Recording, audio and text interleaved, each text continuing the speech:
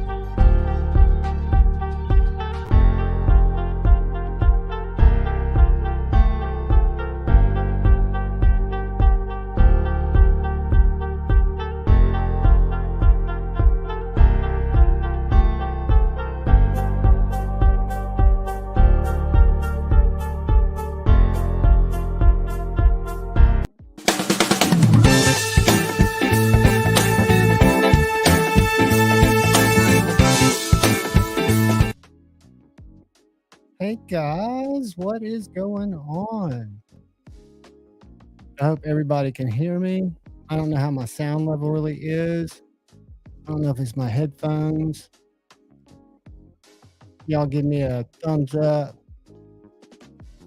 if the voice is loud enough. I know last week y'all were having a hard time hearing me, and it's very easy for me to adjust it. Y'all just let me know. Demonot, channel member, what's up? I'm just looking at the bottom, guys, waiting for feedback. Joe Isabella, Pretty Fly for a Knife Guy, channel member Joe, what is up? Look at the trees. Audio's good. Thank you, man. Thank you. What's going on, brother Joe? Let's go say some hellos then if we got good audio. And we will, did I tell y'all the big breakthrough before that? Check this out. I've got to learn how to drive the other part first. So we'll go for a silent stream, and then it will, check this out.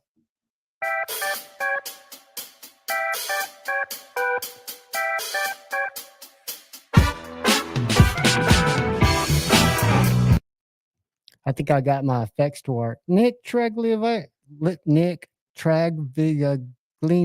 Good to see you, brother Nick.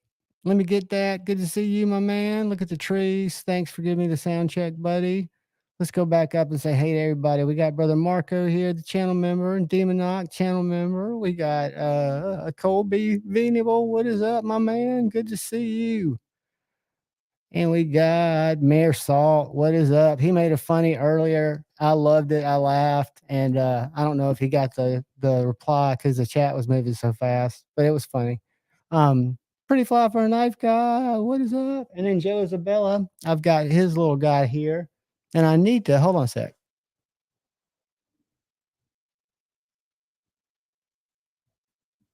I can reach that one. I need to get I have to get up and reach the other one too. My little B ups. And then I've got some of Joe's jank. And I don't know if y'all follow Joe on Instagram, but we'll put him up here in a little while. He's been posting some of his jank. As a matter of fact, since I get so distracted so easily, why don't we just go ahead and do that now? We're going to have some guests here shortly. I know we're having a guest here shortly. Our brother Scotch Things is going to be jumping in. I was going to tell you all about the tonight's giveaway and how that's going to work. But check out, if you're not following brother Joe Isabella,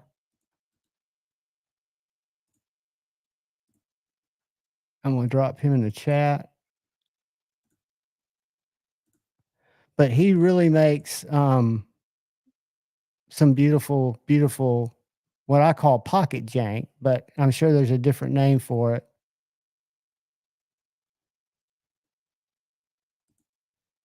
I like keeping it here on the desk. I like putting it in pictures. The one I've got's got some of this really intense material that it's kind of glows. Very unique. But anyway, fantastic guy, fantastic work, but more importantly, a fantastic guy. So make sure you're following brother Joe Isabella. Let's see who else we got in here. We got Space Ghost. What's up, my man? Good to see you. And Angelo, both channel members. Good to see you guys. I appreciate you. Neil McKenzie has been a channel member for 11 months. Buddy, I appreciate, and I'm going to just shoot 100% like I always do with you guys. I appreciate it so much. I totally understand anybody who's not a channel member.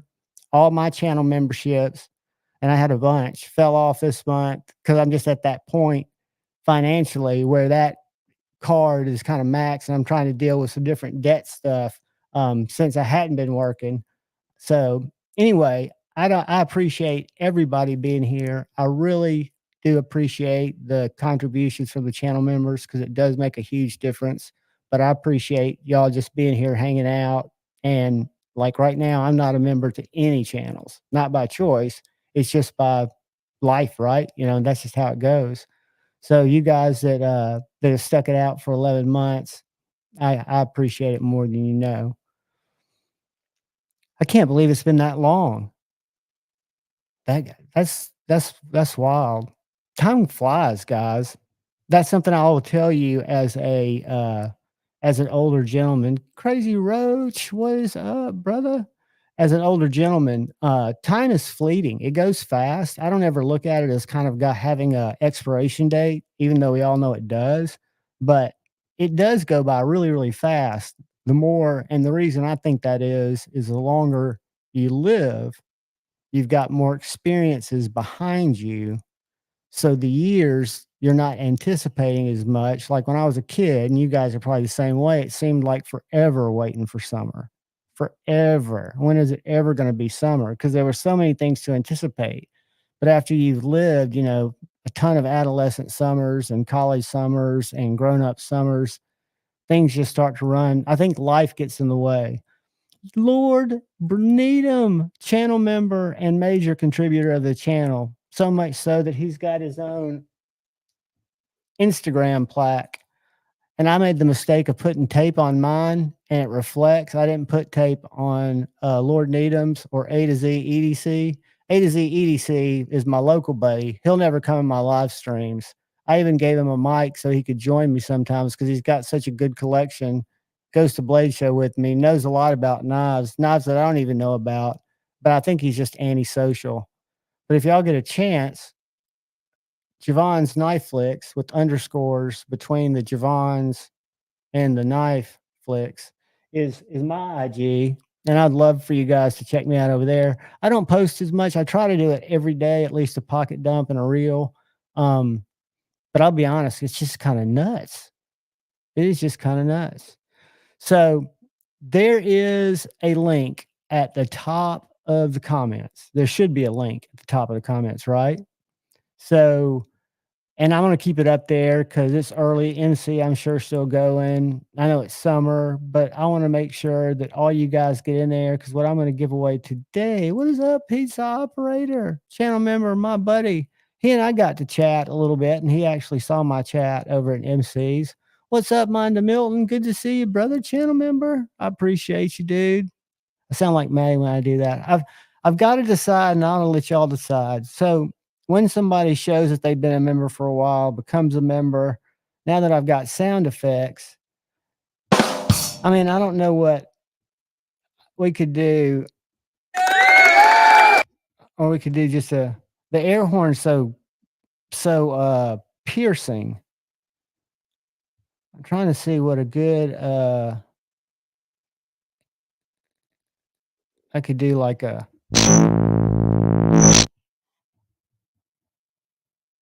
or this. Y'all let me know what you'd like to hear because I can download a shit ton of these different things. That's one of the things that I made the mistake and didn't know it was going to charge me for a year. But the music that I play in the background, that's all copyright stuff that I actually buy into. So, for example, if we were going to listen to this by Duke Harrington, whoever that is, it's different background music, but I've got the rights to it, right? And I could download 8-bit music too. I got to show you all that because I was going to do that just to joke with everybody that was over at MC's because that was Mere Salt's, I think, funny, the best music in lives. Let me find this. Hold on a second. And then we'll get into real stuff. I need to show y'all what we're giving away. But what I want y'all to do is go sub to MPG EDC. There's a video link there. And what I'd like for you to do is watch that video, give it a thumbs up, leave a comment, and it can just be the word Javon. That's all it's got to be. So yeah, that would be awesome. And that way I'll show you what I'm going to give away. It's brand new. It's killer. And I came over here specifically to show y'all something funny. Well, these are the sounds that we can choose from. So if I go celebrate,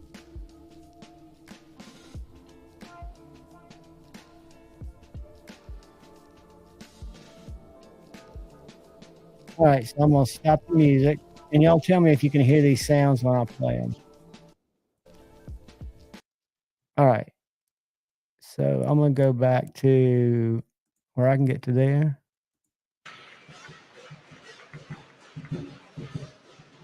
That's lame. Those are kind of lame celebrations.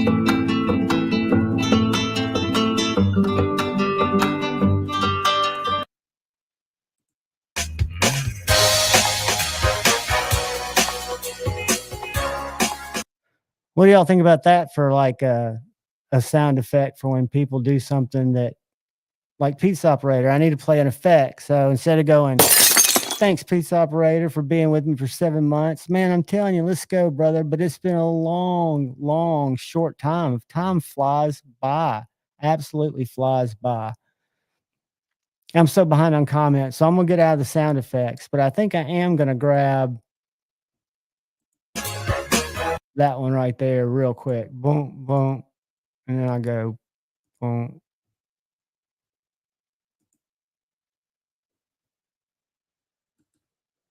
See, when you have a host that has severe ADHD, and in the evenings, I should probably do my show about, nobody would be there, but I should probably do it about, I don't know, I'd say 11 o'clock in the morning is probably when I'm most effective.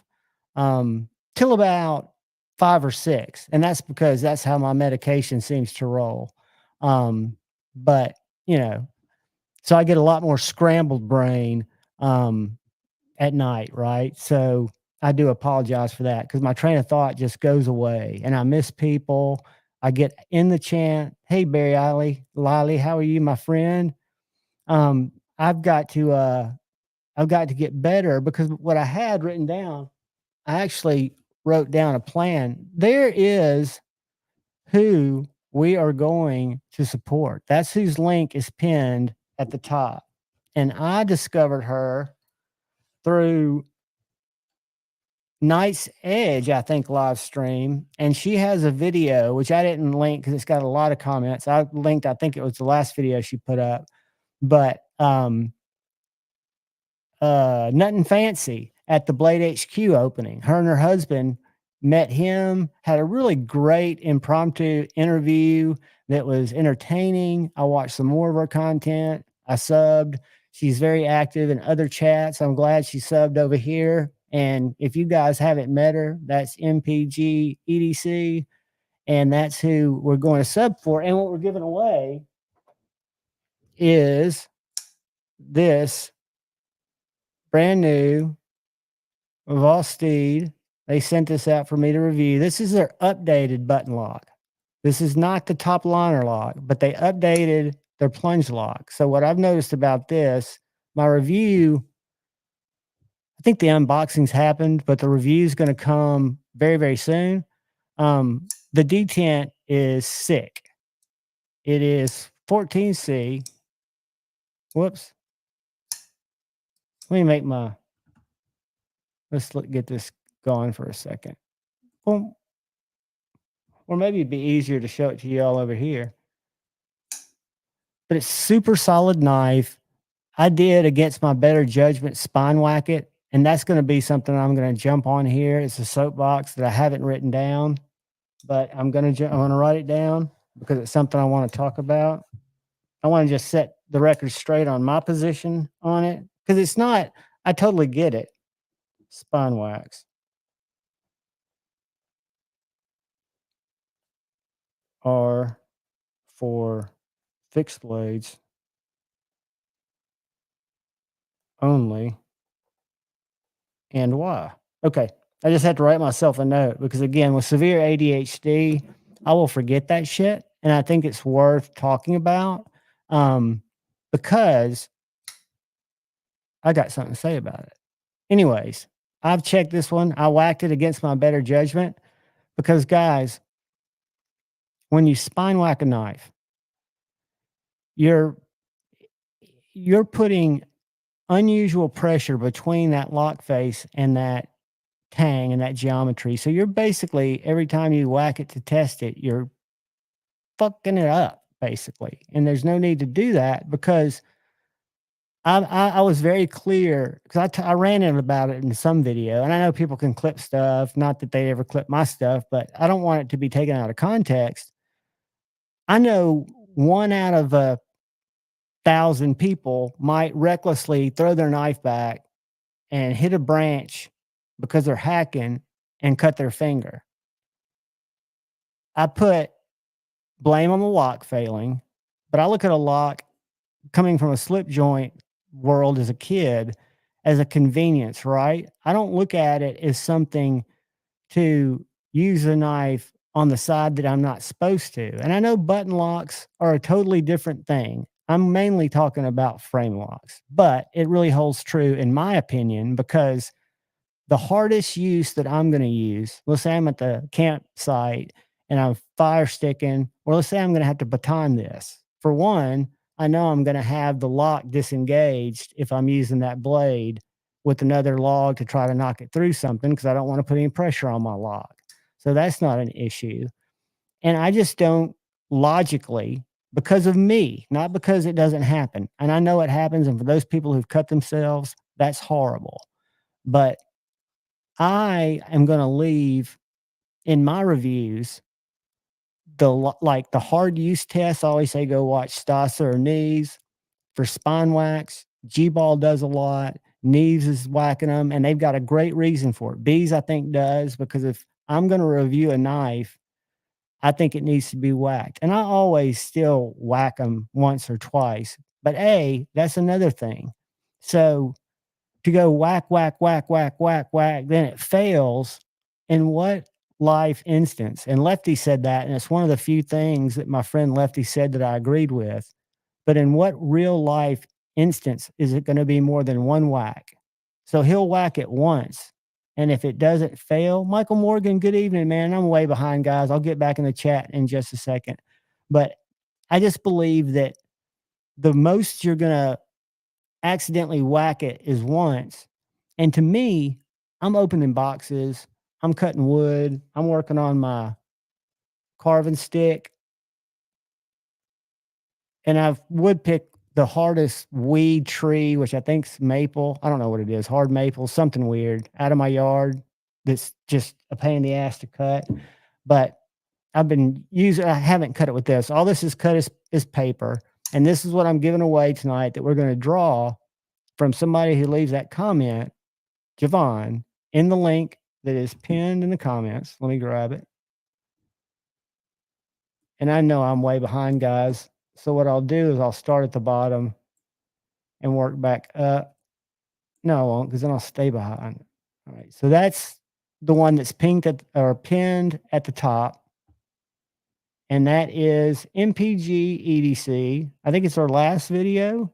But yeah, go support her. It's her and her husband, I think, if I'm not mistaken. And MPG, I'll have to have you on here sometime. You'll have to pop in, be a guest, and just I think, if I'm not mistaken, they kind of both run the channel, but I've seen her as the voice of the channel in what I've watched. But I don't know, because to be honest with you, when you start trying to make and any advice that I'd give to new content creators, not that anybody would ever ask, is don't ever set yourself an unrealistic upload frequency, right? So a lot of people, when I first started, I was doing 2 or 3 videos a day because I had at the time, and it's turned over, but I've always had kind of a big collection. So when I first started, I'd been making shorts for like 6 or 7 months, right? And so when I did my first video that I talked on, which is a table down video that's on here somewhere, that was the first time I did it. And then I just started rolling through, putting up a lot of videos, which was a mistake. I'm now doing 1 a day and about 5 to 6 shorts. And the reason I do the shorts, the 15-second shorts, is I know you guys have no interest in them. I know a lot of people have no interest in them. But what I've found for me is they do help grow the channel. And with some of the people I know for a fact from chats have found the channel from shorts, right? And what I look at is MC is about to hit 600,000 subs. And I'm thinking at least half of those, and I'm being on the low side. I'm just guessing, being a glass is half empty guy. But on the low side, 300,000 people are interested in something that we all love, right? And we were in a chat room, I forget where it was, because I'm in so many. A lot of them I just lurk in on Instagram, but 99.85, maybe 99.9 of the people that I've met through chat that have carried over into meeting them in person, or not meeting them in person, but have stayed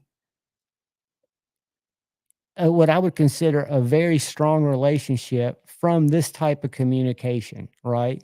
So my thought is, the more people that come in, and it's not for the knives, because this old saying that I didn't come up with is, came for the knives but stayed for the people.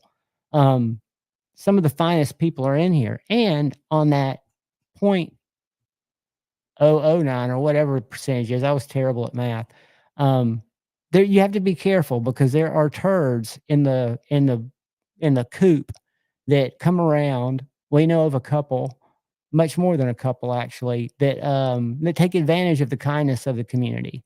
So it's something for me, who's kind of been in and out of hobbies my whole life because of my what you would call euphemistically an atypical brain, right? I can't keep my mind on anything for that long. But this, as up to now, which is going on, I think 3 years from when I started watching, whenever, and it might have been longer than that when we had lockdown or whatever. Um, yeah, you got to watch out for them, Greg. They're turd burglars out there. There's a channel member, and I'm going to go back to saying hey to Thomas and Kathleen. What is up, Kathleen? Nice to see you, young lady. Got Dang Ross in the house. And again, we've got MPG, EDC.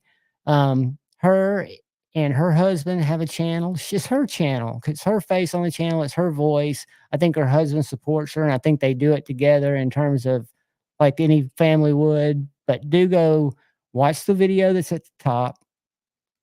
Somebody's going to win a raccoon. I've got the box. It'll go out tomorrow as long as the winner is 18, has a U.S. address, is here when we draw, and we won't wait real late. I usually go till midnight Central Time, a little bit before Maddie and Steve go live, Stevie.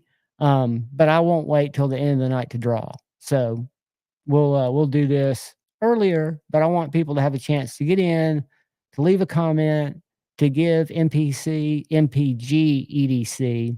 Guys, I'm telling you, when it becomes this time of night, I'm at my least functioning state of an atypical brain dude. So you might see me start doing some random midday lives in between calls, just because I'm humming like a hummingbird during the day, and at night I bumble my words. And what's weird is most of my videos, because my sleep patterns are so weird, most of my recorded videos, and it might not be weird to y'all, because y'all might say, I get it. I mean, your videos are weak. But they're usually recorded between 2 and 4 in the morning. They're done really. That's my favorite time. That's another time that I re-energize. So when I do my random late night insomniac streams, those are just because I'm feeling like chatting. I mean, I do. I have times of the night where I'm at peak, and for some reason, when I schedule this one, is kind of when I'm at my most punchy. What is up, Kimmy Bama Ninja? Good to see you, brother.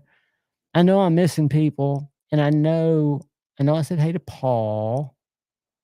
I know did not say hey to Blade Walker. What is going on, brother? MPG, I need to get on the other before Shane gets in here. I need to go and give you a wrench so you can protect yourself and promote your channel. You can drop links. Here, you are now a mod, so you can share your channel links, share your Instagram link, share somebody else's link. Whatever you want to do, as long as you don't abuse it, you're all good. Like I said, with great power comes great responsibility. And every now and then, let me get that, and Bam and Ninja need a wrench. Every now and then I'll go through and I'll just clean them out, because the reason I do that is YouTube will send you little messages that it's time for you to change your mods or update your mods. And it's a little message I get in studio. Let me get that. You are now added, or should be able to add links. And who else? Be Shady, mod. But if you ever lose your wrench, don't think it's personal. Just ask for it back at the next live. Bama Ninja, there's Timmy. So that way, if Shane comes in, and Scott should be in here anytime. I know he had some stuff going on with the fam too. All right. So, has everybody had an absolutely fantastic week? Has anything been knife wise on anybody's mind? I'm curious, what's going on, Palmer Conley? Young fella, good to see you, my man. Snow Trog, what is going on, dude? Good to see all you guys. I need to get my cold voice on. Hold on. There we go. I have my radio voice. I'd forgotten. You're not showing a wrench, MPG. See if you can post a link. I'm curious, because I'm having to assign mods in a different YouTube window. and I'm in StreamYard. It seems like that drives me crazy. I don't see anybody could do that. And I love Cold to Death. Now you're blue. Good. Be Shady. You too, buddy. You're showing black still, and I gave you a wrench. So y'all just feel free to throw up your the mini cyborg. That one has not caught my attention. The one that's caught my attention probably the most, and a lot of people haven't gotten in on it, but it's a really, really cool knife, and it happens to be in my pocket. My buddy A to Z EDC picked this guy up for I think around $250 on Blade Bench, and I think we'll go to the website. I think they list for that. They're out of stock right now. No, there are actually two versions, blackout versions that are in stock. This is LMAX. There he is. I'm gonna leave you down for 1 second because I'm gonna bring me down. I'm gonna maximize this. You're not going down. I'm just putting something over us. So this is the Vostede IOP. First, I thought it was S90V, but it's LMAX.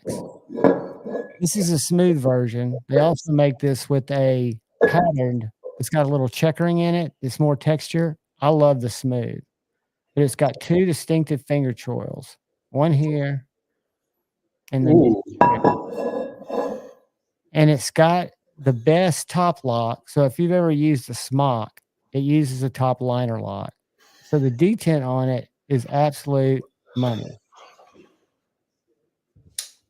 Listen to this. Let me make us back big. Hold on. No more solo.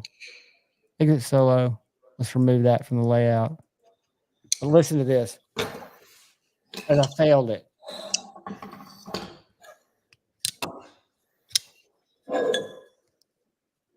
Glenlivet, 14. Yep.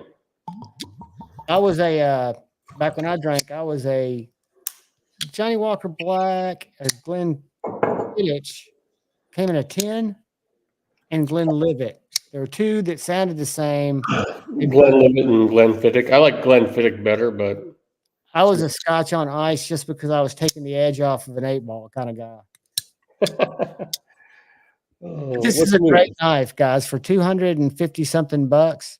I've had it in my pocket now for a day and a half because it's my buddy A to Z EDC's. Let's see what they or cost. need them. What's for sale? I don't know. Maybe still got that Chris Reeve Nkosi carbon fiber. I wanted to ask you about. Do you have a Nkosi? I do. Wait, the Nkosi's the one because I'm only in the trading knife mode, and I have a chance, and I'm gonna keep the person's name silent, but they're here in the chat. It has it in Nkosi. What do you think about it? I like it. It's really similar to a Savenza, but I've been looking at it. It's a little. The blade's a little thicker. I think they're smoother than the 31s. Fucked I go. Oh, there I am. You can't go wrong with either one, but I've got so many Sabenzas. Do you have one close to you?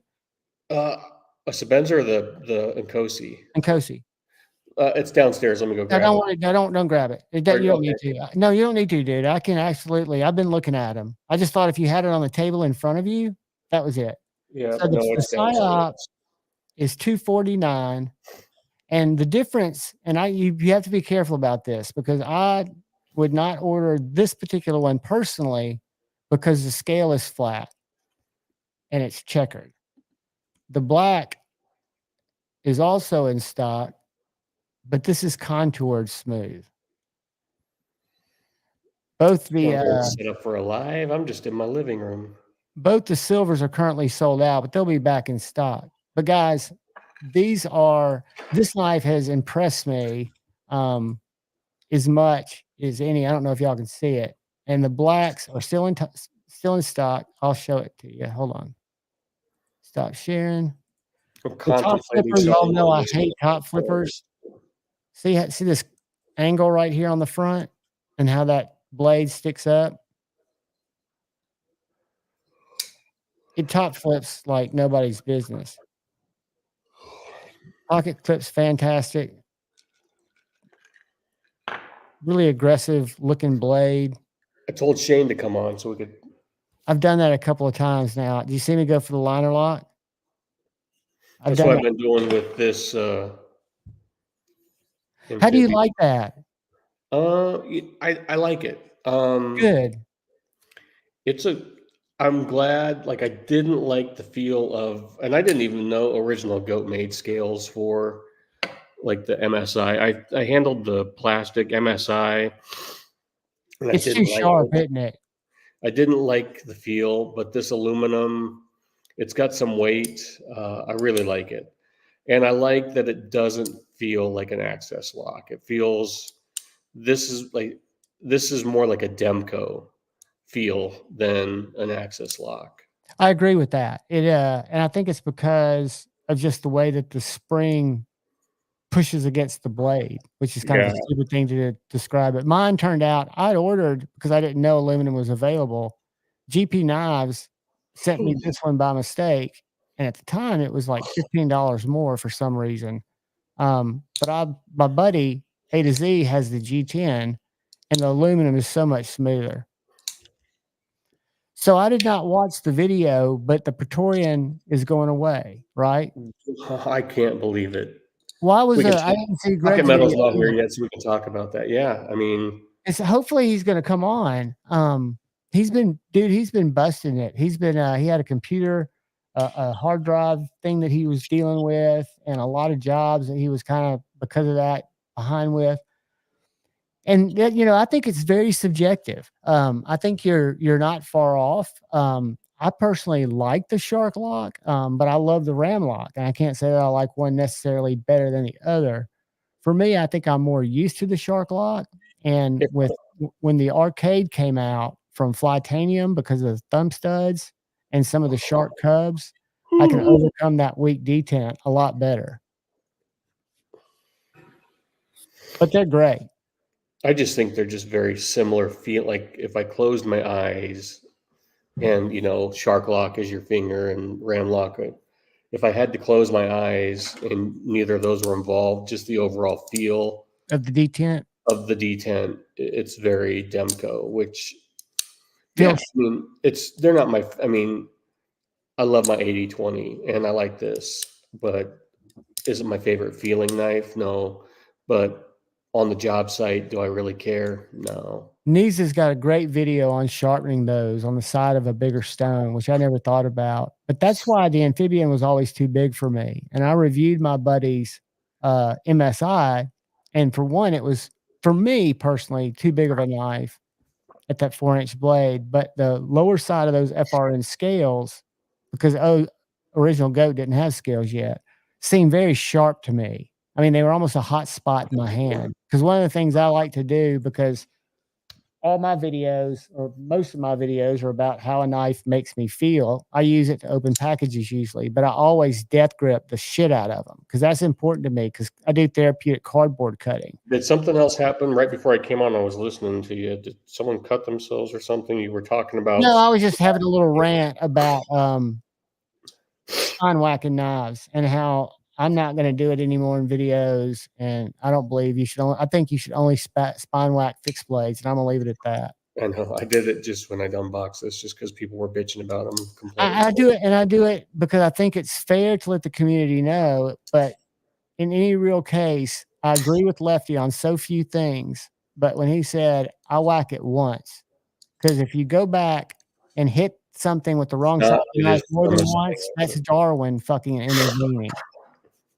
So, But yeah, hold on I'm a one frame second. lock guy. A lot of people like different.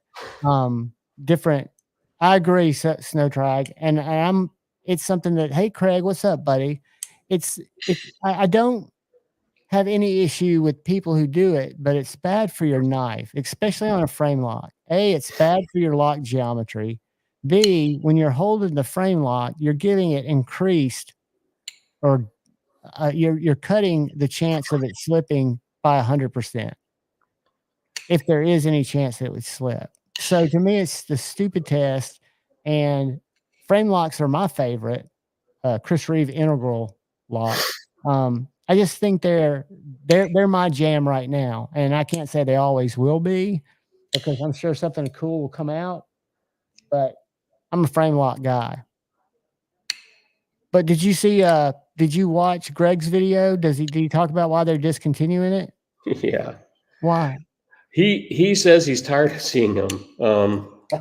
That and they had a project. I mean, I love Greg, but I think yeah, these are all three of these are ties.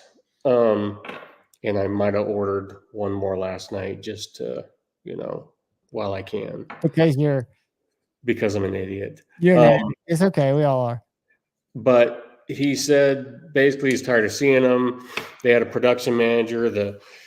I think it's a lot of, I think sales. I mean, he didn't say that, but I think it's sales. The Praetorian T, which is the thinner model of the tie, there's a billion of them out there. And the minute you buy one, it's like a car. It's worth less than. Yeah, they depreciate. You need to buy it on the secondary market. The ties hold their value. There's less of them out there. They just hold their value. So I don't understand why he's getting rid of. Pete's operator probably nailed it. So which agrees with you. And Mersault said it too. The Praetorians are sitting on the shelf. There's a billion of them out there. Who knows? It's his company. And you can always bring them back. Bring them back in a year and charge more for them, and people will freak out. It's like it's a natural cycle. I was talking with a buddy. Like, a lot of people like to hate Greg because on YouTube he's a character.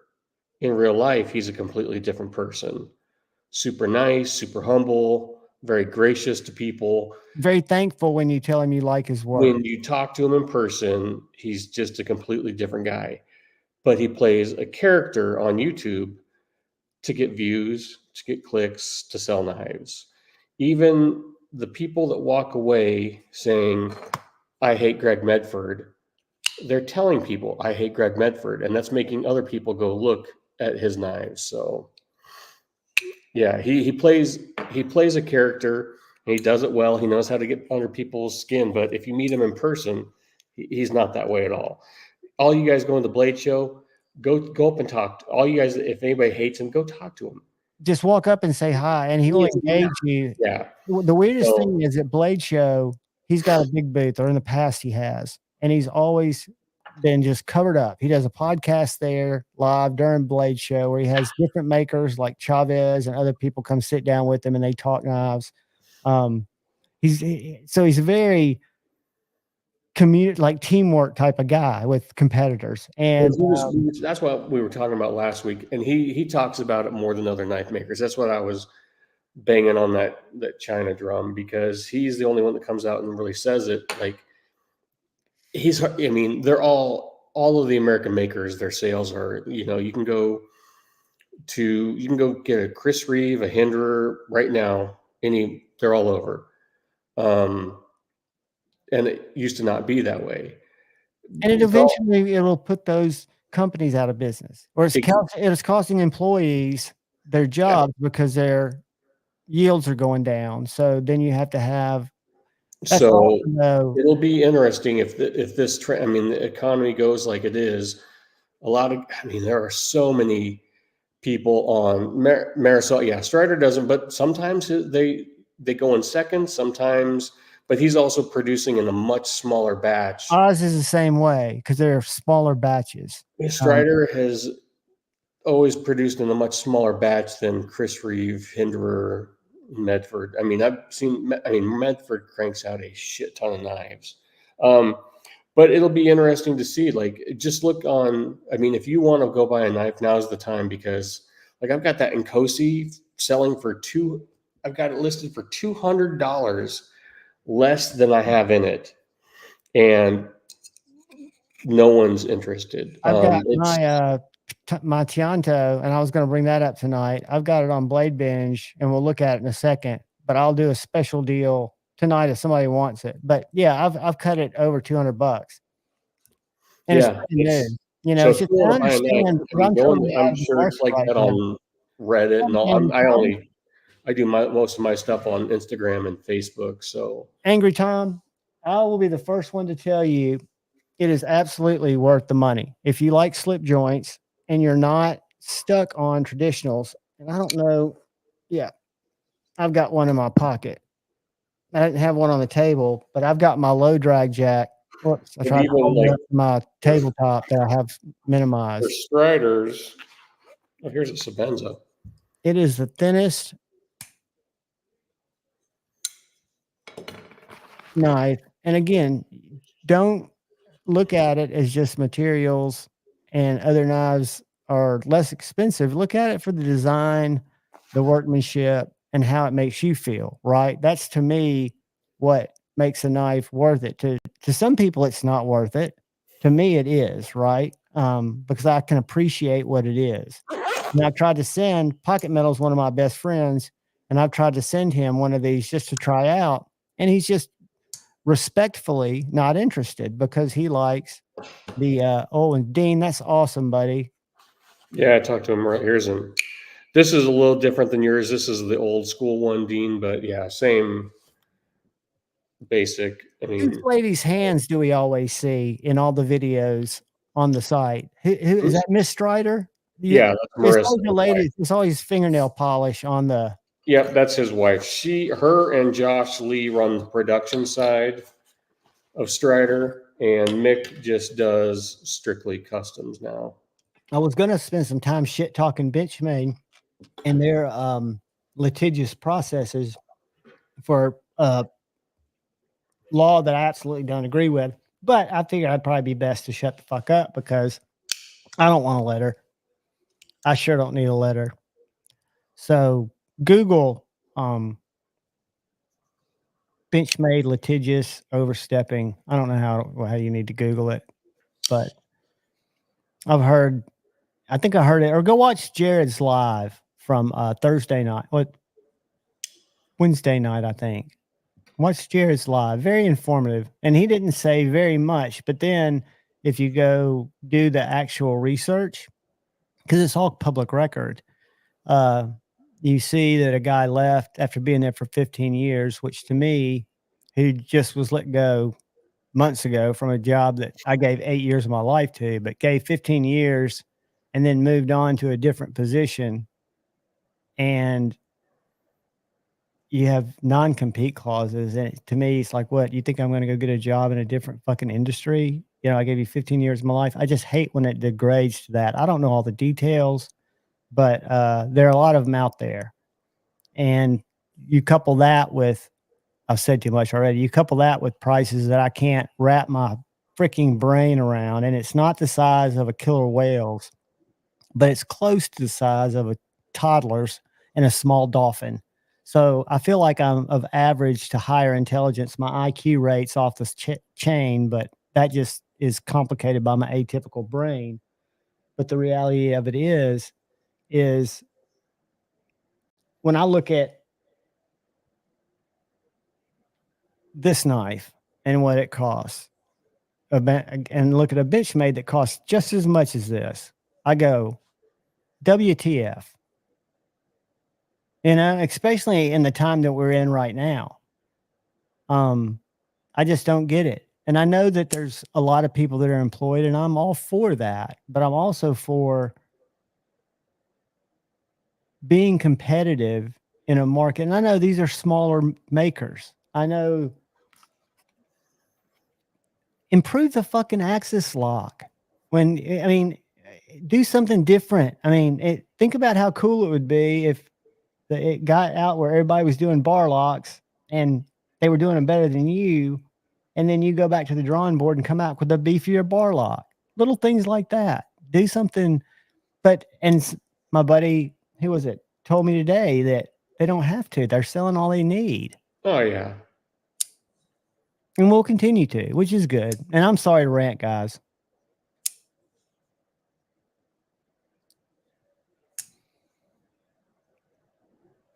Spyderco MPG, they're higher price, but I can see the value.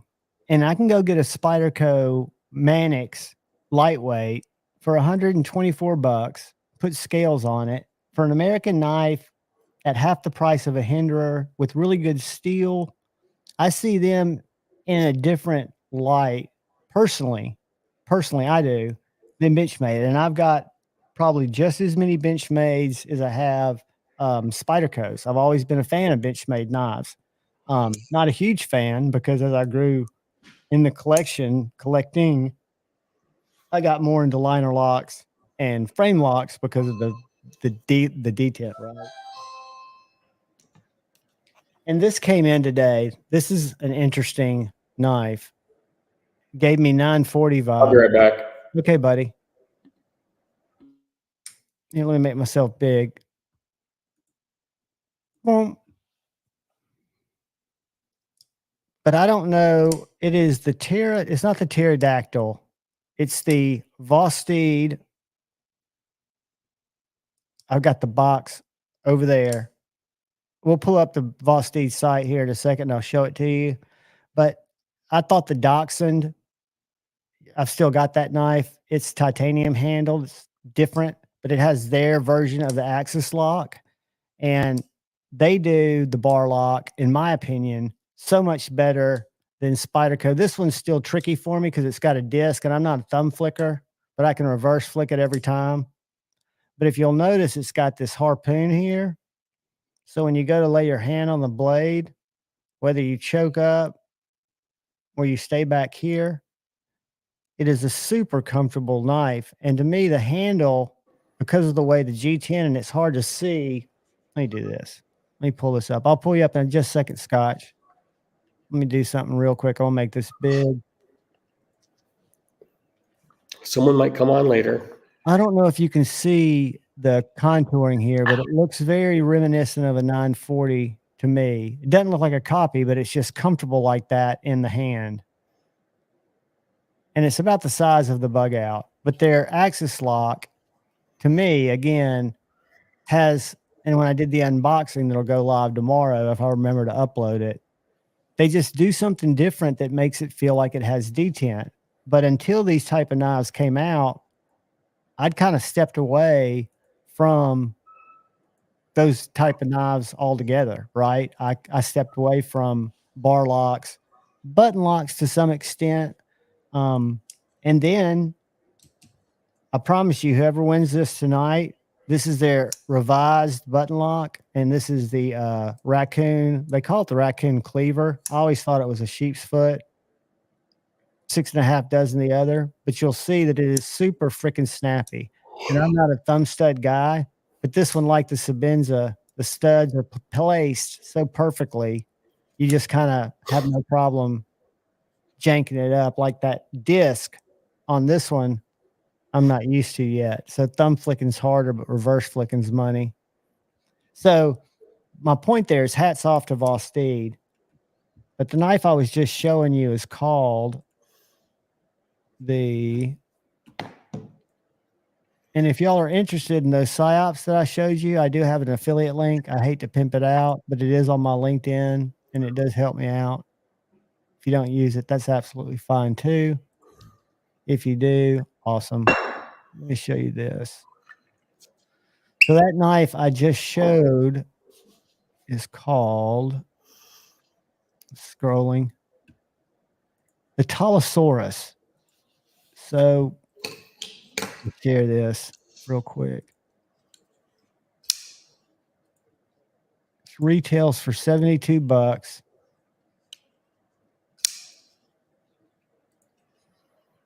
They've got it in different variations, right? Micarta and DLC or black coated blade, micarta and satin, G10 and satin. And see, US customers, what I always tell people is they ship from New York. So this package that came to me today that had this in it, which is called the Talaurus. It has a sticker that looks like a little Pokemon dinosaur. But I can't pronounce the name. Talaurus. Talaurus. How would you pronounce that? Talus, I don't know. Talaurus. TALOR. I got a different name for it. Talarus. Thank you so much, Blade Walker. I appreciate you, buddy. I'm going to give you the let me find you a sound. That's not a good one. See, I've got to download some good celebratory sounds, and I've downloaded that one, but I can't upload it because I'm live. But I can go music bed on you.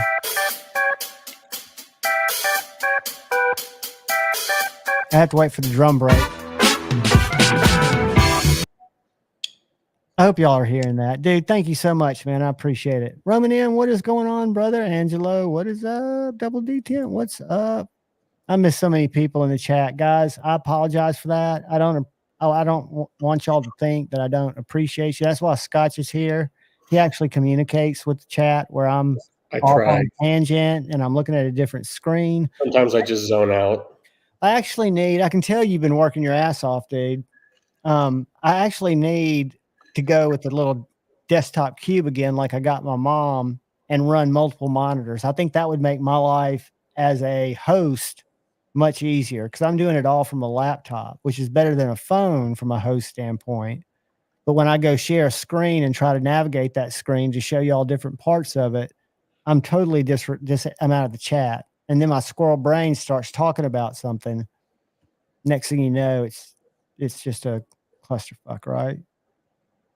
Kyle Coonley, what is up, my brother? I hadn't seen you in a while, buddy. Good to see you, dude. Hope life's treating you well. I got Kyle Coonley's banging edge on this little Magna Cut. I told Shane to come in. He should. I haven't seen him in the chat yet. Let me send Shane. And then you might get lucky and get a surprise visit later. Let me send him a link. Hold on. Hey, Pringles. Talk to the chat, so I'm not being. Dude, and be nice to him. Look at this. You can't have. This is what having kids looks like. Talk to the chat and be nice and respectful to them. And then I'm going to show y'all something cool after I send this to. Wait, you want me to be nice and respectful to the chat? Just while I'm over here trying to send this message, because I'm taking all the brain power I've got to find Shane. I told Shane to come in so we could start stirring up some shit again tonight. Yeah, that's fine. I mean, it's good conversation. I'm all for debate over hate, right? No account found. I haven't watched anything this week, so nothing's triggered me. Nothing's got me going. Well, I mean, getting triggers. I learned this from my AA sponsor. That's why I don't watch. I'm just tired of the idiots. Well, and they're out there, and that's why I don't watch college football, and that's why I don't talk politics. My AA sponsor told me it was a trigger, right? So I believe that. I just all these. And for example, college football. You think about how horrible is it when that young kicker, and the team I pull for has done it too, but that young kicker tried to kick that field goal a couple years ago, many years ago, and that in-state team that I pull for won, and he was getting death threats on Twitter. I mean, that's somebody's 18-year-old, 19-year-old kid. And we take it so seriously. And I realize there's millions of dollars, billions probably, bet on college football, right? So Shane's got a link now. That's probably what he was doing, is waiting for a link.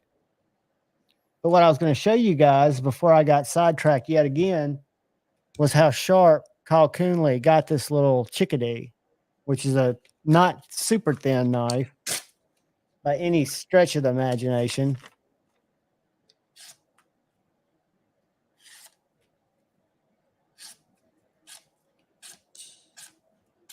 That's his edge on Magna Cut. Who's Angry Tom? I don't know. He's a nice guy. He's been in here all night. Is he saying something that you don't know? I just said something. Don't know. I'm just, like you look over here and then you look over the chat and you catch something that goes up and it said something about, I don't know, that company, Angry Tom. I don't know. I missed something. There's people, a lot of people are in trying to just learn more about the crazy game. That's what I've learned. And I was trying to say that, I forgot where I said it. It might've been during this live earlier, but the reason I do shorts, and MC kind of alluded to it tonight. But I have met a few people that have come into chat that have found my channel from shorts, and they're knife people or they're people that have kind of been interested in knives, and then they get in to the chats and they go to different live streams and they realize that they kind of found a community and they become active members of the community. Now there'll be turd burglars too. I talked about that, I think, before you came in, Scotch. I think it's 99.85% of the people I've met have been positive. And then the ones that I haven't have been horrible. And if I had the chance, I would like to go just sucker punch them. One in particular, literally, I would love to walk up. I don't know if y'all watched that. And this is going to probably. I think Shane's going to get me banned. No, is he leaving you crazy comments? He commented on a video from today. And he texted me that if I like the comment, I'm like, so it shows I've got 2 comments, but I can't see any of them. And he texted, he screenshotted what they were, but it's not, his comments aren't showing up.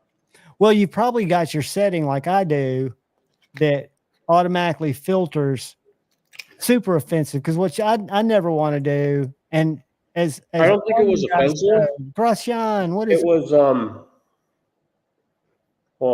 I don't think what he left was offensive. I think they thought. Well, it was probably tongue in cheek, right? Yeah, but I think they thought it was offensive. That's why they're not showing it. But it can also strike and get your channel penalized and get you. No, I just found I've never had that before, and I don't think his comment was offensive or anything that YouTube would have thought that it was. Does that make sense? You should be able to see those, though. You might have to go to your studio, but you can look at your hidden comments, the ones that have been hidden by YouTube. I don't know. I just thought it was funny because then I texted him. I said, "Oh, you got me on their list now," and he apologized. And I said, "Blade Walker, thank you for the channel membership." I think Shane and I are on the same boat when it comes to YouTube. Like, this is just for fun, and it is for fun. But I wouldn't want somebody to take away my gateway, right? I wouldn't want to have to start another channel to host live streams because this one got shut down. Yeah, I mean, because I promise you, I'm making zero cash. I mean, if I was doing this full time, I don't know how.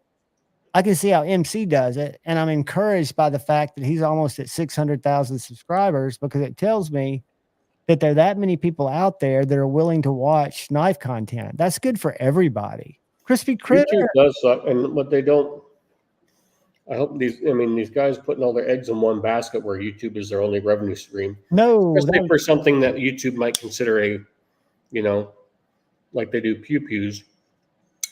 It's scary. I wouldn't want to do it.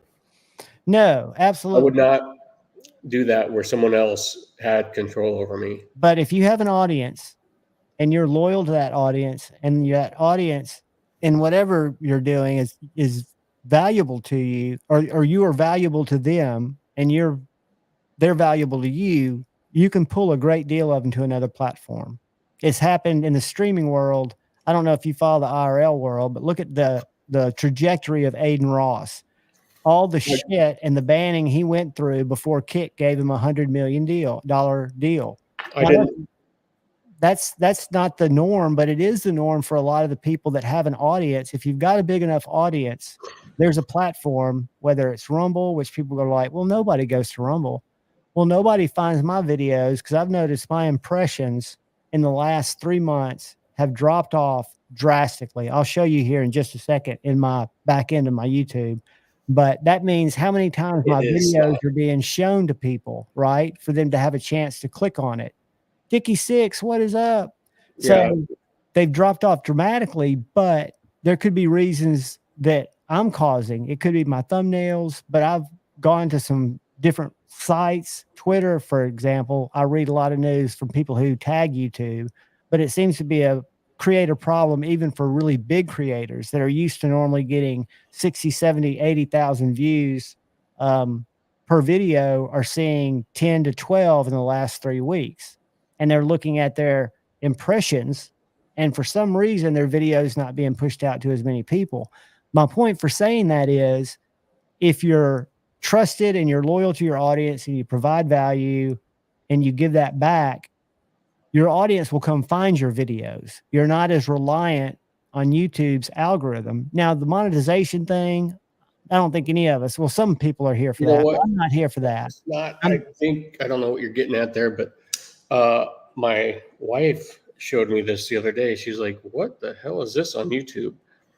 And it's girls trying on clothes and then standing in a shower and getting so it's see through. But how is that okay on YouTube? And knives they've got aren't. like 22 million views. Dude, you're that's the tip of the iceberg. You got to remember that your man Javon researches this whacked out shit for you while y'all are sleeping, right? My wife, she was like, what is this? Because she was looking for some What would you think about if Stitch I told Fitch or you, something, Stitch Fit, some online clothing thing, and this popped up. That's exactly what he's talking about. tell me what would you think if I told you there's a lady who goes live on YouTube every day? I think she's been demonetized, but she's still got a platform because she has her Cash App up in the right corner. She delivers food. She's blonde. She's thin. She smoked meth on camera. She smoked. It's called vegan. I'm gonna pull it up.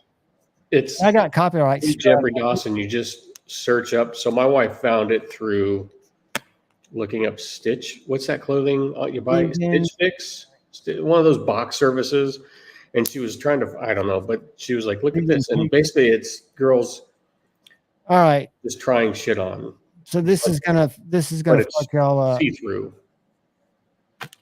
And I can't play any sound because I just thought that was funny. I can't show a gun. No, but this kind of stuff is on YouTube. What I'm getting ready to show you, chicken, this is a drugged up lady delivering food, and she's about to run over or run into another pedestrian with her car because she's live streaming. So check this out.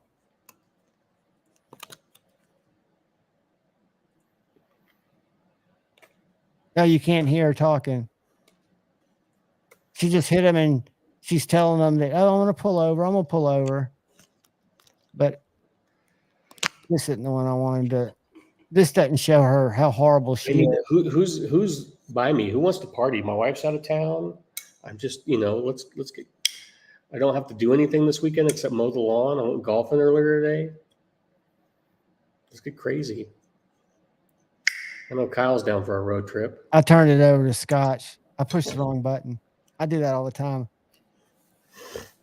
Hopefully, Dark Gravity will be able to jump in. You see the blown dead legs? Ron Dobbins, what is up? He's EDC. I don't know. Scapegoat and a Pina Mula and a Devo Mash. I did not see that snot. Like I said, I've been out of it this week. Like finally, Kyle, it is. Weather was good. All the material was here, so we hit it hard this week. And my whole point is if the creator, and I know you're going to lose subscribers because there's no bigger platform. YouTube, you've got to remember, is more than a video platform. It's the third largest search engine in the world. So whether you search Google's going to show you YouTube results at the top of the fold because Google owns YouTube. It's all a monetization game. But as long as you create valuable content, I think as long as the platform is not arduous and hard to navigate, people will follow you there. So I think the most important thing is just to do what's right to the best of your ability, right? To be credible, and hopefully to have people either A, like you very much, or hate watch you. Because most of the people on another platform that I won't even mention because it makes me sick to my stomach are making huge cash because so many people tune in to hate watch them because they're so repulsive. It's crazy. I've been doing that with one guy. I won't say his name because someone got real butthurt when I complained about the guy. You don't have to. Yeah. And I know. And I just the fucking stupid nonsense out of this guy. Every 5-door will email me or he's like, did you see this now? And now it's almost like, what kind of hypocritical? Oh God, I just want to it's like this dude tries to act. But some people really like it. That's what you got to remember. I know, but I mean, it's just like you can't see that this guy is just selling you something, and he's just. But I'm trying to think who sat down with him, and he's actually really a nice guy. And I'm trying to think who. And I don't think he makes that big of a secret. I don't watch his content that much, but I've watched him promote some Amazon stuff because I think his screenshots or his thumbnails are done pretty well. And he's just showing stuff like I do, that stuff that I bought, whether I liked it or I didn't. Usually I like it because I'm not spending a lot of cash on it. But I don't know if it was Jared or if it was Big Red. It was somebody that was talk about it. that sat down and did a live stream, and it was actually pretty because they were talking. The dude is I guess that aren't we all that, but he's self-serving and pretentious and just. I agree, and if you can't see that he is just selling you crap, then whatever. I totally get the perception, but I'm thinking, and I know you're not hating. When I say hate watch, that's a term of why people get views, not because you're watching to see what's waiting for them to step in a pile of shit. Exactly, because that's the reason they've gotten. They're not famous; they're infamous, or they become notorious for doing stupid shit, right, without thinking. But there's more to it. I think you can hate the game, don't hate the player. I forget who said that. It's and the game is I'm such a dick. So screwed up. I mean, I can hear you. I'm just getting some ice. No, that's no worry. Oh no, we're not talking about Elmer Fudd, but that's a damn good point. That's one who I'm gonna have to go get some black coffee. And I'm not hating, but and again, no one, they're different things that I never want to do. I don't want to alienate a bunch of people because of some religious, political, or thought of as sociological belief that I don't hold. I don't ever want that. I don't ever want to be a shill. I do want to share links of stuff that I really, really like this knife that my buddy A to Z let me borrow. That as soon as I'm going to get a chance, I'm going to grab one because I think it's a great knife for $250. And I share that because I always say I don't cut a lot of stuff. I don't hard use knives. I open Amazon boxes and I therapeutically cut when I'm watching live streams. I'm a weirdo, right? M-Bomb, what is up, my brother? What's up, Mateo? And it's just, it kind of, I think everybody should like what they like as long as they like it. And if you like the person that's selling you something, YouTube is set up to try to get you to do that. For example, if we go to my YouTube creator studio thing, I'm constantly getting messages within studio on how to further monetize my channel. Ideas for me. It's called the ideas page. So let's look at this. And it's not anything necessarily nefarious, but you've got all these people putting opportunities in front of you, and you can't really blame the player for taking advantage of some of these different ideas that they tell you to take advantage of to get your community to grow, right? And I don't necessarily blame people for, now there's certain things I do blame people for, and I'm going to leave it at that, but I don't blame people for working a system because to me, it's not the content I watch or personally consume, but he seems like a decent guy. I don't like the way he thanks people for donations. It's my personal thing. I don't like the way because it's some slur and I forget what it is. And it's not that I'm not afraid to say fuck or. Are we talking about the same guy now again? Yeah, we're talking about the guy you talked about last week. Okay. Who was not Elmer Fudd, but do you know who Elmer Fudd is? Yeah. Okay, because that's who somebody in the chat asked who we were talking about. And I said, no, but that's a good example.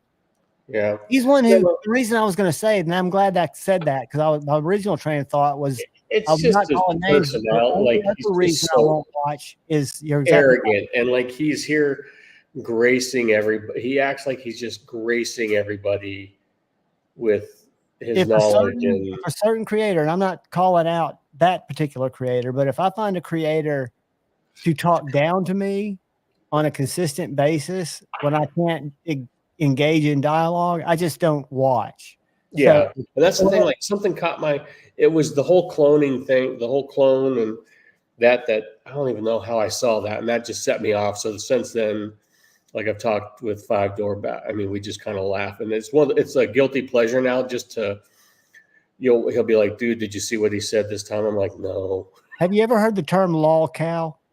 No. LOLCOW. I've got to get you guys more in your free time into the YouTube drama community. No, because I don't have time. I know you don't, and I hopefully won't have time for long. But there's evidently a community of people that are commentary. They have commentary channels, so they're following a lot of the big That channels. could be your second channel. No, You just need to do commentary on all this other nonsense. And I don't ever want to get into that because all it is, it would just be like a one-stop news channel. There's some that do it very, very well. Like surely you've heard of CoffeeZilla. He was on Joe. Yeah. So CoffeeZilla he actually goes out and finds scammers, right? You should do one for the knife community. To watch, in the winters when I got time. That's Shane's gig. I'll watch a lot of car content, and it just happened. And there's a guy.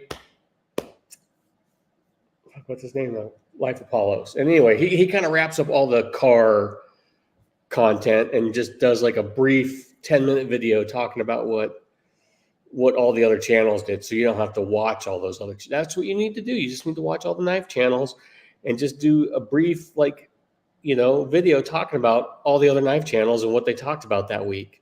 And then if people want to, they can go watch that video. And link them in the description.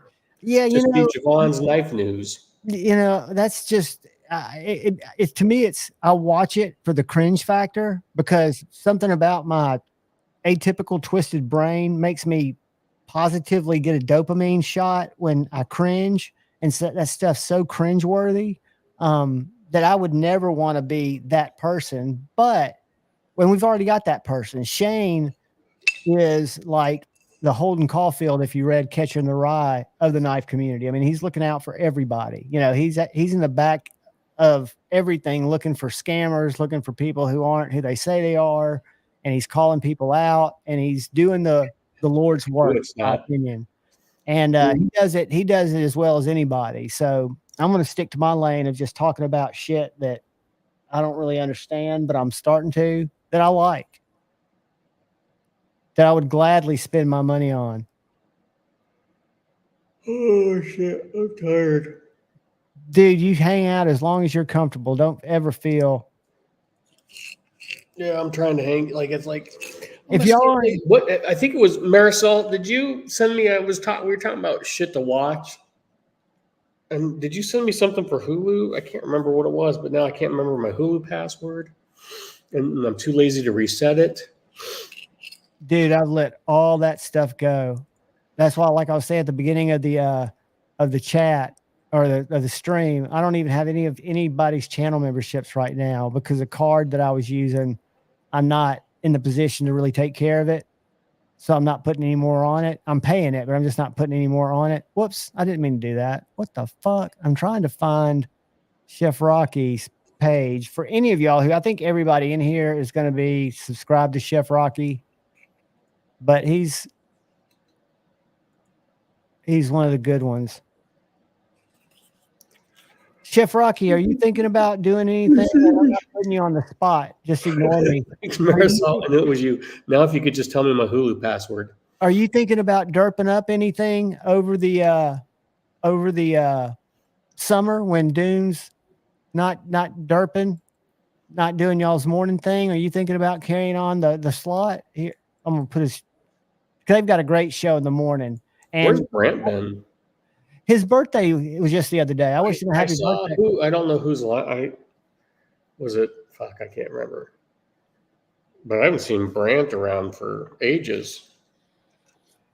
But I'd love to see Chef Rocky continue the morning live streams. Maybe not as often as they were doing them, but just to come on and chat. Because what I do, it is Kyle. And it's going to change. But currently, my weird ass schedule has been: I'll be up till 4:30. I'm contemplating selling a custom Strider, but it's going to be expensive. Contemplation. Yeah, if someone wants to give me $2,000, it's yours. I could list it for more on the site, but Chef Rocky, while DM me, buddy, because for the time being, even though that's the time I usually kind of fall off and just listen to you guys until I'm doing like something totally different, I can kind of set my schedule. I'll join you on a couple, but dude, you're great by yourself. I sometimes enjoy the late nights, not because anything against Scotch or Pocket Metal or anybody that joins me, but that way for my squirrel brain, it's easier for me to focus just kind of on talking to people. And usually late night, there's 25 people in. Ginger Fisher, what's going on, buddy? We saw each other tonight in Metal Complexes. Man, that is a moving chat. That is where I would think it would just become problematic almost. You'd need mods. And I don't think he even uses mods. But I'm so stoked to see him get so much traffic because, again, it shows that there are so many people out there looking for or finding the content and subscribing, which means there's people out there that could be attracted to all of our channels. I'm one of those people that thinks a high tide rises all boats. Is that kind of the word, or am I saying it wrong? You're right, Kathleen. People are there just to get free shit. I agree. A lot of them are. A lot of them are. And why isn't that pulling up? I was going to see, usually we have 0 people consistently that watch the stream on Twitter, but I continue to stream there. Let's make sure we're keeping our 0 average. You so excited. Guys, breaking news. John's news channel is going to have to break into we have had a viewer on Twitter, on X. Is that your first one? That's the first Twitter viewer. Congratulations. Is it Elon? Probably. I don't know if y'all will be able to hear this. Come here. You come here. I've got it muted. Come here. She won't come over here because she thinks she's going to get... Come here. You can come here. Look. Damn it. Oh. Everybody wants to see Femi. This is so sick. There you go. You go in the chair. You go in the chair. Come on, get up in the chair. Where's your blanket? Come on, go. Come on, get up here. It's past your bedtime.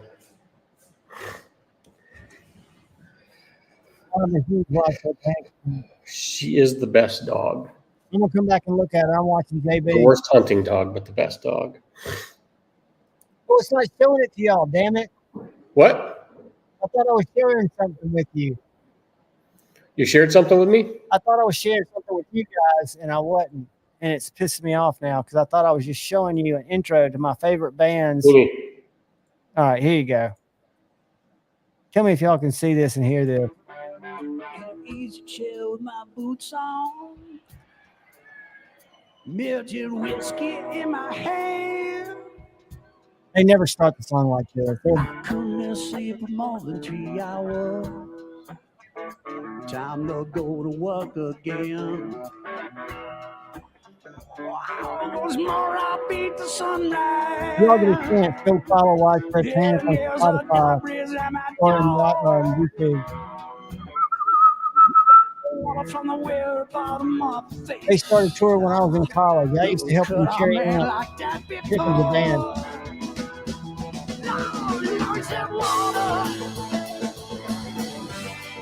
Oh, chilly well water. Where is it? I can't turn it off. She is. She's getting a bath. She's kind of stinky. There we go. But anyway, Watch for Panic for the win. Selling. Yeah, I'll go get it. I'm typing it in for you. Here you go.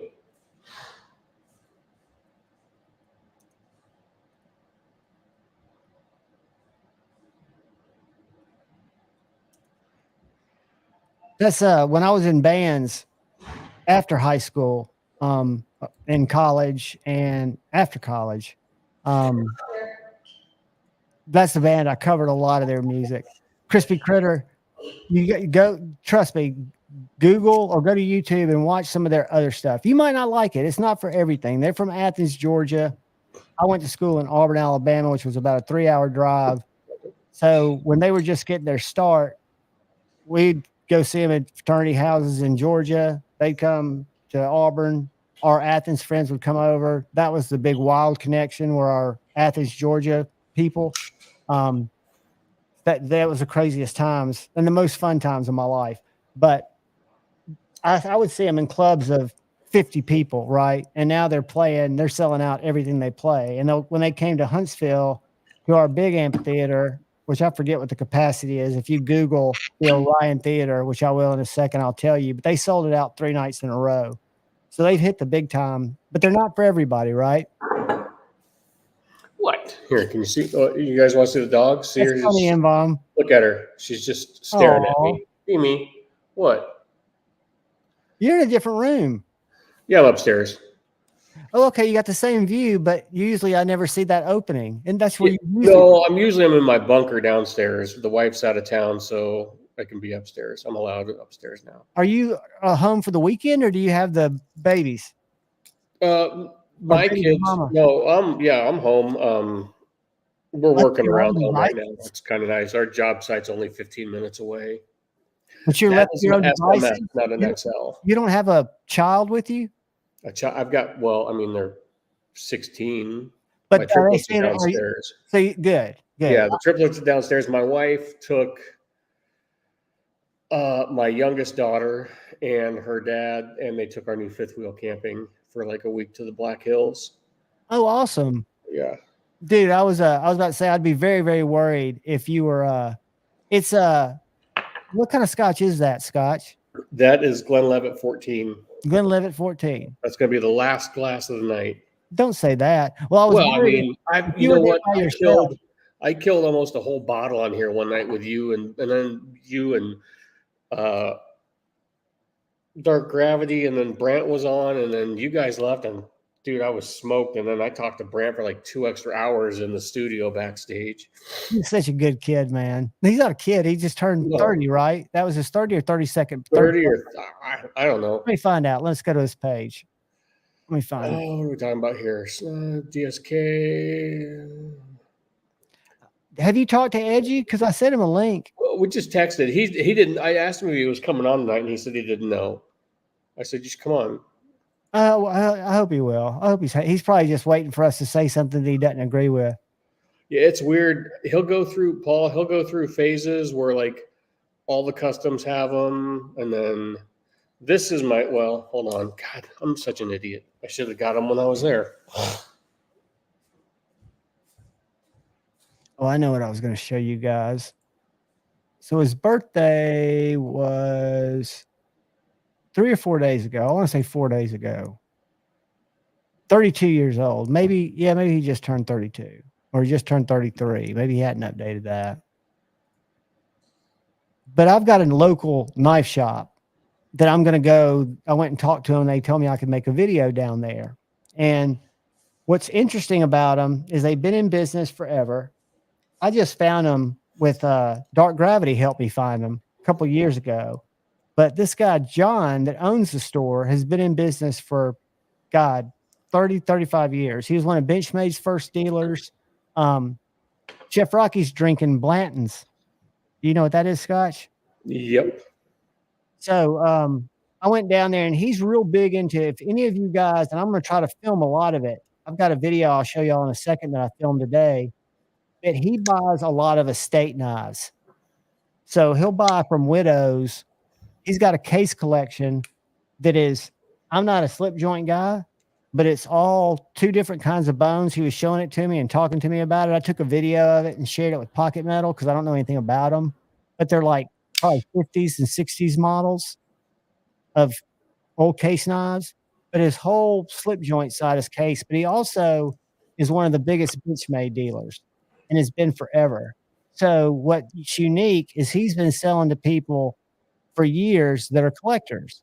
And he always says, if you bring your knife back when you're ready, I'll trade you for it.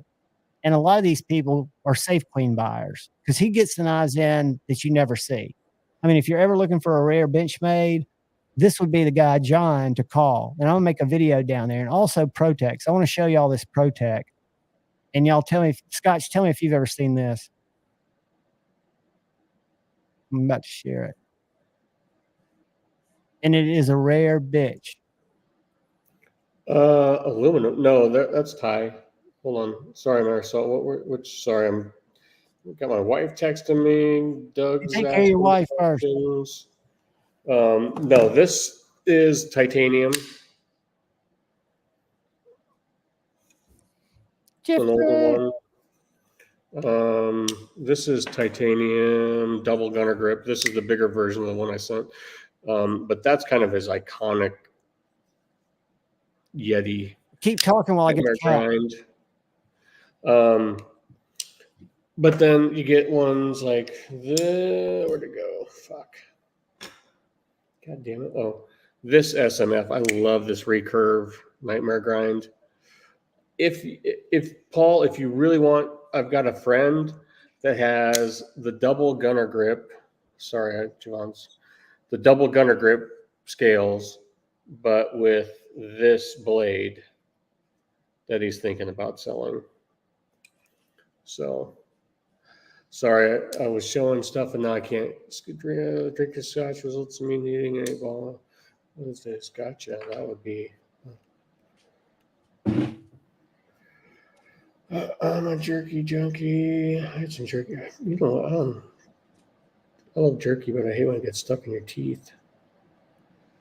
Oh, M-Bomb's jerky. Yeah, get M-Bomb's jerky. He's got a subscription club that I was subscribed to. And then my wife got mad because we were either eating it all in one day or I was out of town and then it just backed up. So she said, knock that shit off. We spend too much money on knives and watches and other shit. So you know what kind of knife that is? Case? No, it's a ProTech. Oh, did you go to that knife shop? Were you going to start doing some videos or like some videos of the knife shop? Tours or something? I was talking to him about it. I met a buddy of mine down there who I shoot with. That's a frame lock, dude. They made it. It's called the Integrity. And they only made a few of them, but it did. If you listen to this guy's story, they also had this down. This was a funny story. That was Ty. Oh, I might sell a Hinder XM18 Monkey Edge too. Sorry. See, I've got so much shit floating around until I see it. Yeah, she's laying in the chair. Until I see it, then I'm like, oh yeah, I should sell that. See Tippy's on your way. Can y'all see Tippy on the table? Is that your purse? My kitty cat. Oh. Come here, baby. She'll knock over something here in a second.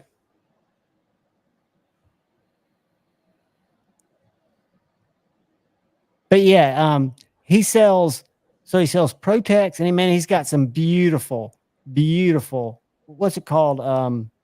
SR, what's the little rock eyes? He's got 2 size rock eyes. He's got some Godfathers and handles that are out of this world. He's got a Benchmade. It looks like a 940, but the blade's a little different. But it's total titanium, real shiny. Face. What's that? Oh, nothing. Kyle said he was telling your cat to get nothing, get their butthole off the screen. I said, that's Javon's face. Yeah, Tippy, she bailed out. She's seen enough. What else was I going to talk about? I need to check and see if people are entering for the giveaway and talk about that again. I talked about spine whackables are for fixed blades only and my position on that. And I hope people don't expect reviewers to spine whack knives. And if you do, leave me a comment. I think you can leave me a comment now. I just think every knife's different, right? I get it, but I think it's stupid to talk about it and keep making videos about it. It's so stupid. Well, I'm just talking about when I get a button lock, your knife goes this way, not this way. That's my point. And I keep hearing people go, well, what if I'm swinging it above my head? Why the fuck are you swinging the knife around above your head? Wildly. I mean, to me, that sounds like if it was in you're doing something wrong, man.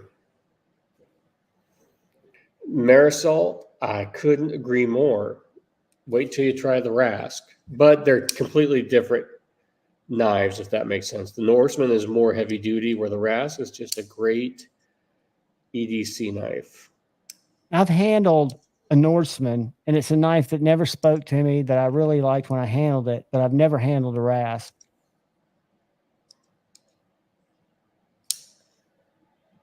Now, they're made in Canada, right? Yep. Because when I did my USA top blades, I left out a maker that I totally didn't think about. And my buddy A to Z, I went and took him some knives back, and he was carrying a sweet Alamic, not a whippersnapper, Damascus or Damasteel blade. What was it called? Anyway, I think those are beautiful knives. They're made in America, right? But aren't, I mean, don't they? They cut their parts in Italy. I don't. Where are they made? And modify them. But then it's like, well, what am I know they do a shit ton of scale work and stuff like that.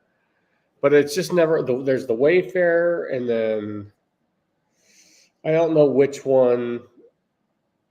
I'm going right now. I got to find the other chat. Exactly, Marisol. I will not.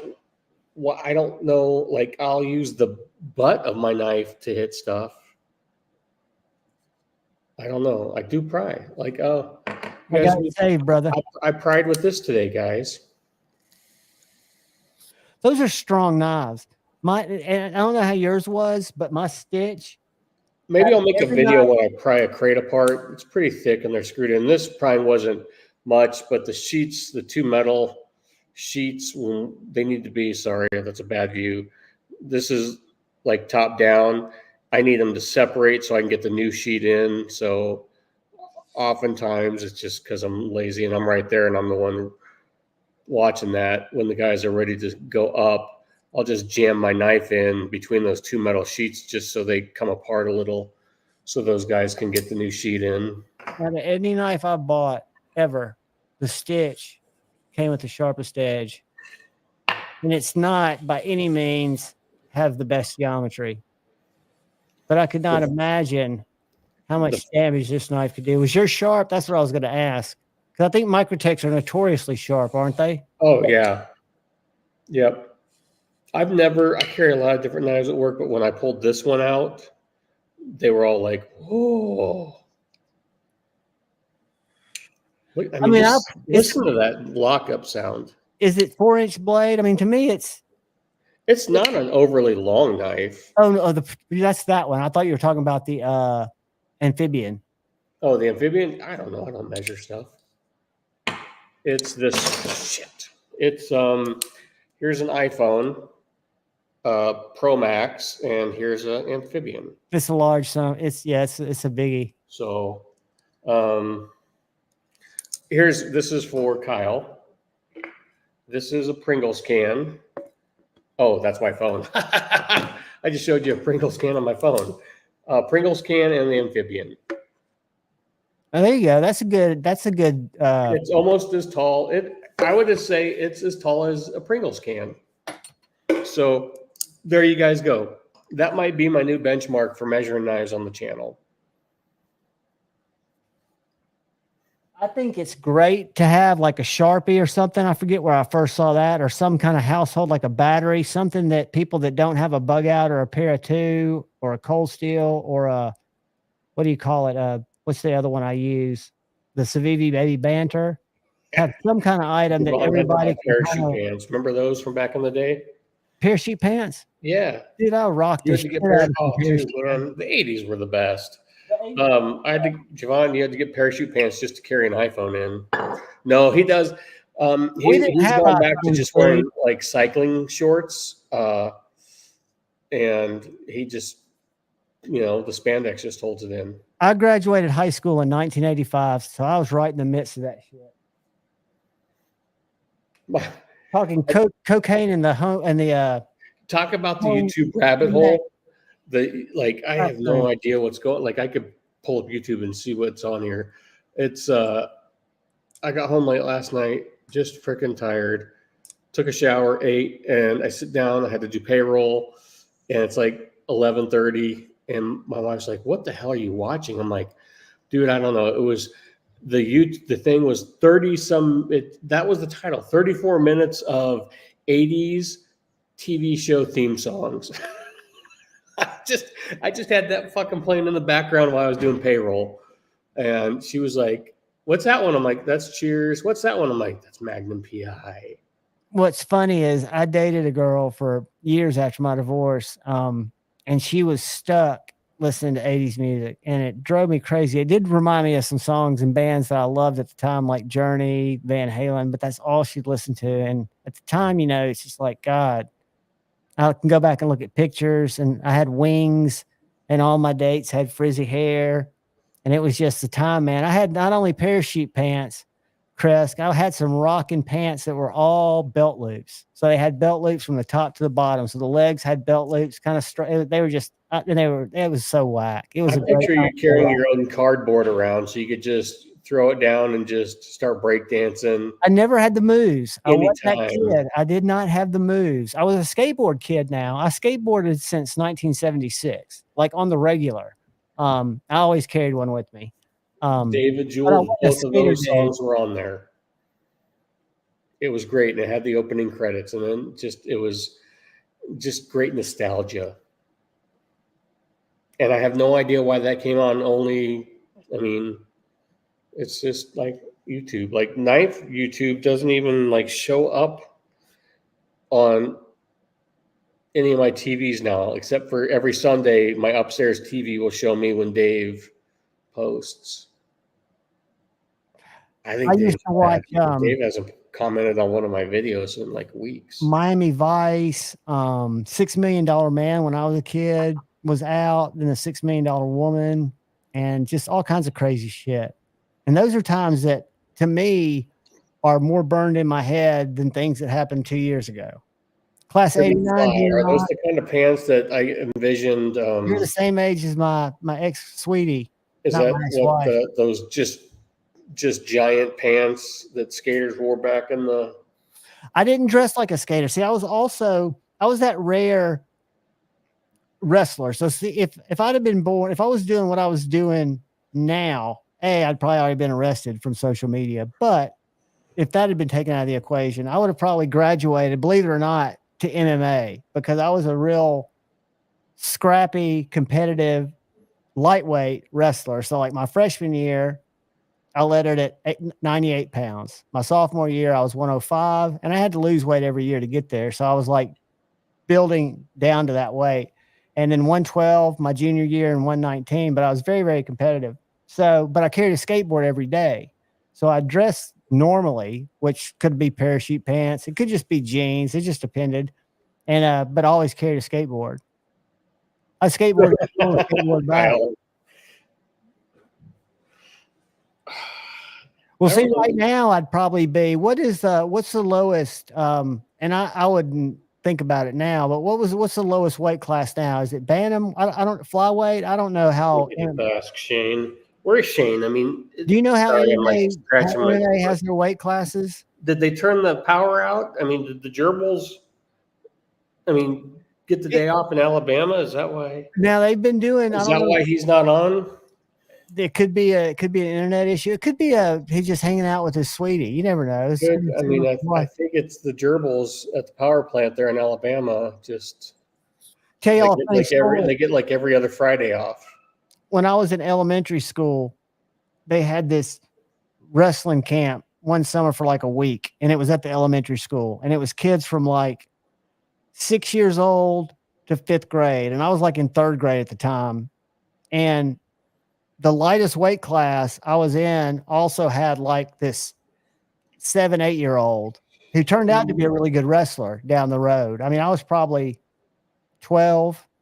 He was probably 7. So anyway, needless to say, never wrestling before, I was able to overpower and pin this kid. And it made it in the Huntsville Times paper. My mom still has a paper of my little match, which looks like a big kid, me, who was just wrestling in the lightest weight possible, and a mini Mike kid whose dad was actually a high school wrestling coach. But then when I got into high school, the only reason I did it, I read some book in English class, and I forget what it was called. It was not a book. It was actually in one of our reading books. It was a story. and it inspired me to just try to do something. And I mean, I got my ass kicked, but the only reason I started as a freshman because nobody else could make the weight. Nobody on the team could make 98 pounds. So I was, by definition, I could fit into the suit that was for that weight class. So I was like a practice throw dummy for the first year, but it got me tougher than shit. I do have to say, sorry, that's just Strat weight. So I would probably have to drop 10 pounds to get to strat weight. what? Are we In the still talking women's about division. That's the women's, huh? Are we still talking about you touching other dudes? Me fucking other dudes up, dude. Dude, I got a spider monkey. There was a time. I gotta say, like, sorry, this just popped into my head because I'm looking at this knife. I ordered that knife late last night, talking to a buddy, and I'm like, fuck, I wanted to change something. They're off on Fridays, and Amy Medford hit me up today, and she's like, yeah, no problem. And same thing, like Amy if Doug was in here, 5-door, he had this. Amy Medford is, and Leslie's great. Leslie's that thinks Greg is such a horrible human being. Like, they're divorced, and she's still a major part. She's the CEO of the company, so. And they live adjoining. No, I think maybe he did buy a new place. Now, is he romantically involved with Leslie? The other lady her husband's a firefighter. What's that? Her husband's a firefighter. Leslie's? Yeah. Oh, I thought Shane told me that they were I don't know. Maybe. I doubt it. I mean, that's funny right there, Snow Trog. I don't care who you are. I wouldn't take anything right now. I'm telling you, though, in the day, if you take a little guy who works out constantly, I mean, that's all I did was worked out. So I was just I wasn't a stump, but I was a little zero body fat guy. And then you starve him for 3 months out of the year where he has to like drop 10 pounds and keep that weight down. And you make him wrestle people his size. I got good. I'd go to Virginia every summer to this wrestling camp called the Granby School of Wrestling, which was a totally different type of wrestling. You learned jujitsu crossbody shit where there was this, I couldn't even describe it, but it was a cool school. And I was what you would call a dominant little bastard. Now, I didn't always make weight. There were matches, one tournament, because if you miss weight in high school wrestling at the time, you had 2 hours to make weight because you'd wait in the morning before anything and you'd have an hour. Maybe it was just an hour, but I can remember putting on a rubber suit and doing everything I could, and I couldn't lose the weight. So there were times I didn't make weight and I didn't get to wrestle. They didn't do it like they did with Ryan Garcia. Is Kathleen still in here? I don't know if Miss Smith's still I in just here. see her. I mean, and then MPG, what's that stand for? Like miles per gallon EDC? MPG, I've seen a lot more female. Well, are you subscribed to her? Contributors in chats and with channels now, and I think that's awesome. Like trying to get my kids into that, my girls into knives. And do this, dude, because she's the giveaway for the night. I want you to, if you have your YouTube window open, I want you to go subscribe to her channel and leave a comment.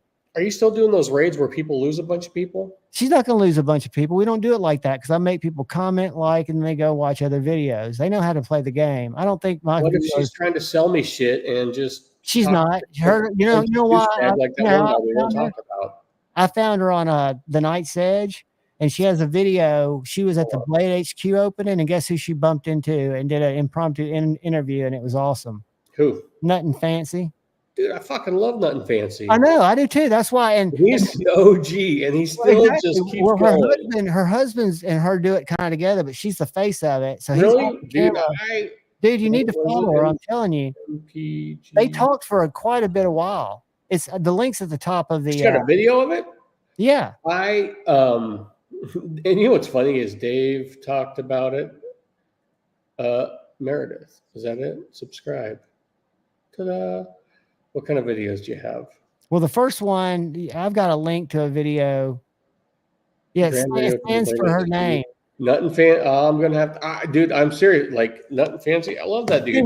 I loved his long format. Like back in the day, like falling asleep to some of his longer videos. He's just got one of those voices that didn't want to dodge the girl. Is soothing to fall asleep to. Yeah, I mean, and it was just good stuff. You should change it to miles per gallon EDC. I'm just saying. I mean, if you want a top tip from It's the same thing. Nobody knows the difference. It You don't was a have to tell joke. them. I know it was. I know it was. It was a joke. No, that's awesome. No, I'm trying to get like I said, each of my wives, fuck. Yeah, I'm a polygamist. Yeah, that's Each of my kids, they'll get anything they want when I kick the bucket, but they're each getting, a Rask, the knife that I got with their birth date, and then they'll get a watch, and then they can sell the rest of the shit if they want. But I was trying to see if I had anything else cool on the table. Have y'all checked out Mr. Designs? yeah, wasn't he on with us a couple months ago? Yeah, he sat on with us for a couple of months ago. But this his Phantom is one of my favorite knives. But I thought it was going to be knife of the year. He's the one that gave us some good stuff. I think me and Pocket Man. Where's Pocket Metal? I know you've been working hard, Pocket Metal, and adding pounds of paint to paintings. They literally look 3D. He showed one the other day, and I Are was you like, following that page on Instagram? yeah, he what's it called? Raw. I always forget because it says something. Yeah, But I've got it. I follow it. Ramanoid or something like that. Everybody go Ruminoid follow or it. ramen or something. We're pronouncing it wrong, I'm sure.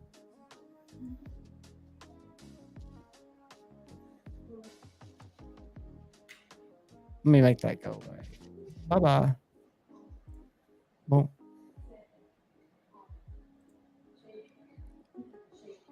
So everybody go. Let's see how many people have, because let's see, we've been in here 1 hour and 51 minutes. So let me go over here and go to the comment picker. If it helps, I subscribed and then I unsubscribed and then I subscribed again. To show your intentions. And then I subscribed again and unsubscribed. Hit the bell. Oh, That's a big one that makes them know that you're not a bot. oh, I was supposed to hit a bell. Well, there's a bell that just says if you want to be notified when new content's uploaded. Where is my freaking YouTube give? Oh, I forgot. I've got so many.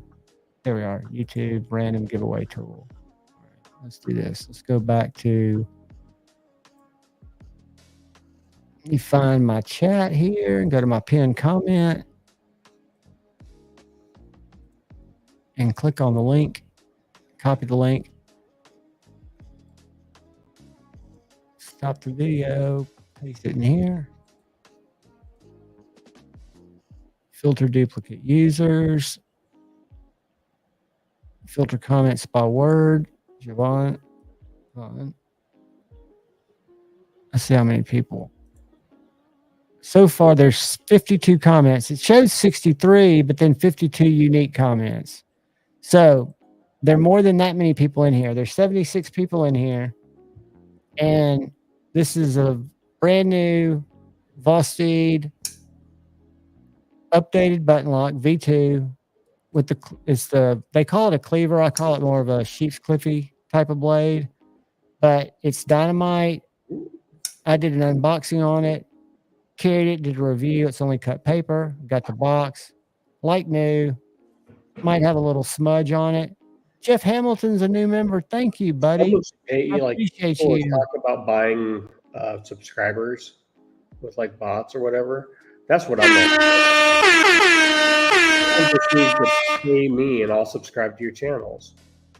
What's that? Great side gig. Just pay me money and I'll subscribe. And it's a real person, not a bot. See, look, I'm just giving you guys revenue streams. But everybody that has not gone to that link, go and leave a comment, and it can just say Javon, Juhvon. I think I wrote it in the. I think I spelled it in the pinned link. Welcome back, Palmer. He probably fell asleep. No, I know what he was doing. He was out on a date, and this is his time. He's got to be back in. This is his Palmer curfew. here? Yeah, Palmer's here. Cool. He's back. What, the sun went down, so he's got to come in? No, he went out to a date, and it's probably his curfew time now. He probably got everything done he needed to. When you're young, you know how that goes. I would never say sub MPG EDC, and I'll show you guys my analytics. And I think it's because I send out so many shorts, but 8% of the people that watch my videos watch them again. So I've had to really think, am I doing that shitty of videos? What did I And then miss? Sorry. I look at the people that are watching, and most of my views come from the shorts, because I put out 5 shorts a day, usually 5 to 7, and at least one of them will get over 2,000 views. They just do that. Let's see. Dude, Kyle's going to end up in jail because Palmer's stalking him. And then when the cops figure it out, Palmer will be like, this old guy is touching me. And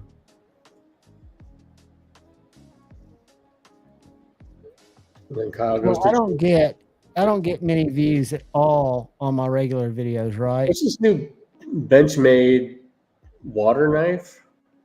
My buddy A to Z was talking about that. He handles some at our local shop, and that blue handle ones. Is that what you're talking about? Yeah, sorry. I was just scrolling through Facebook and someone posted it on one of the groups. So this one's gotten 2,142 views. That one's gotten over 1,000. This one got 43. These are from yesterday, and I just put these up, like this one, this one, this one, this one, this one, and they're 15 seconds. I think in this one, maybe this one. And by tomorrow, because most of my short views, if you go to analytics, I think are coming from India. I think it's about 50-50. So if you go audience, where is it? Where's that stat? Where's that stat? All right, let's find a video and I'll show you what I mean. I think the best way to do it is to go back to content, find one with a bunch of views. Well, there won't be any of my long form content because I'm doing something wrong there. All right, so we'll pull this one up. And this is a 15-second video of me opening and closing a knife. I don't know if y'all can see that. Is that showing you the right page? Yeah. So that's all the video is. But then if we go look at our analytics,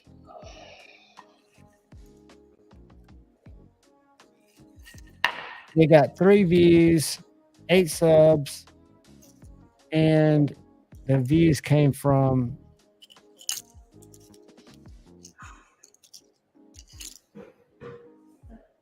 Yeah. 98% were not subscribed. United States, 19%, 9% India, 4% Russia, Turkey, and Indonesia. So it pushes it places that nowhere else goes. Because if you look at one of my long form videos, and they don't get many views, but let's look at one that got 500 views. And let's look at the analytics for it and the audience.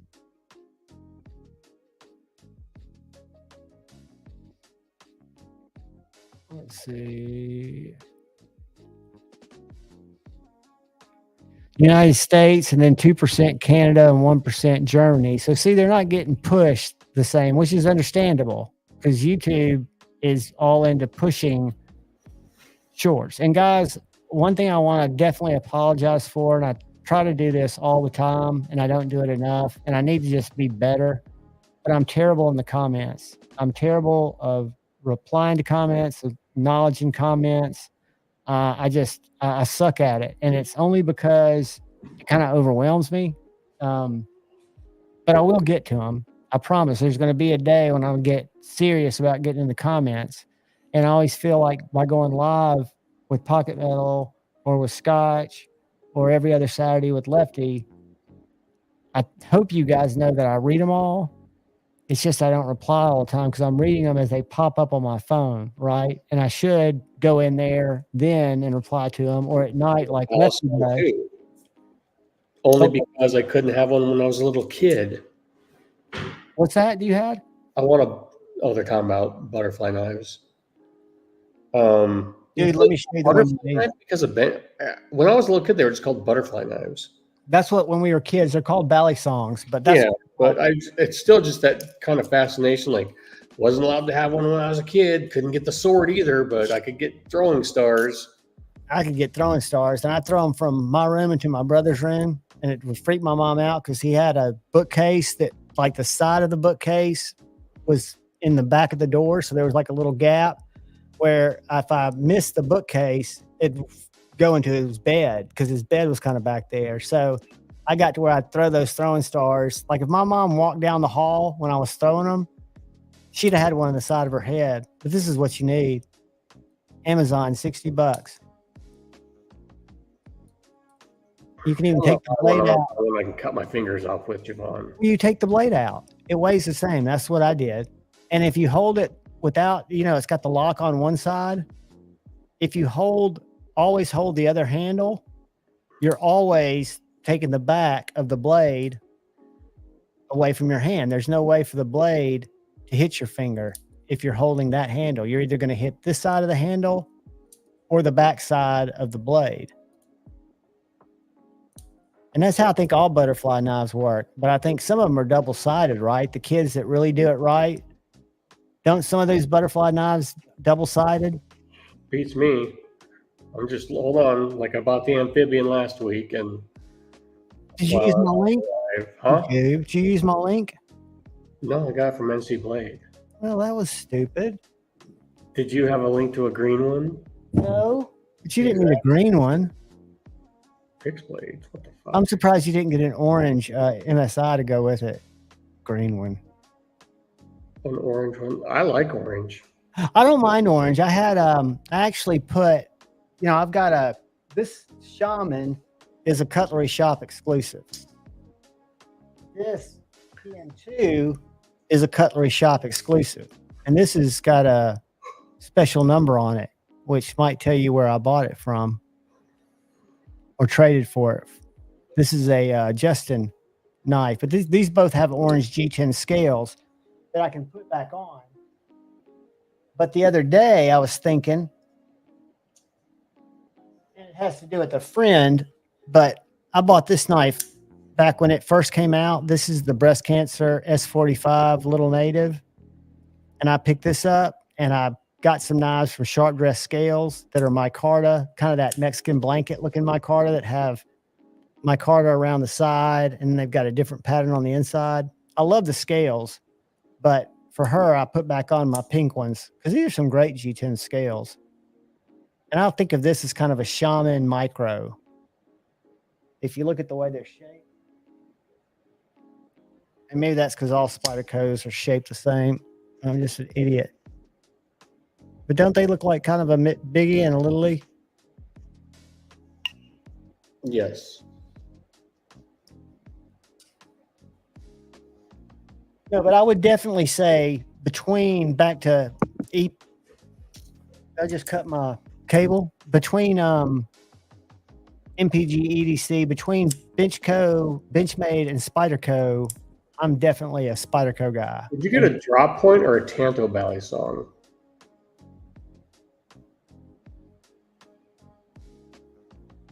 Gotta be,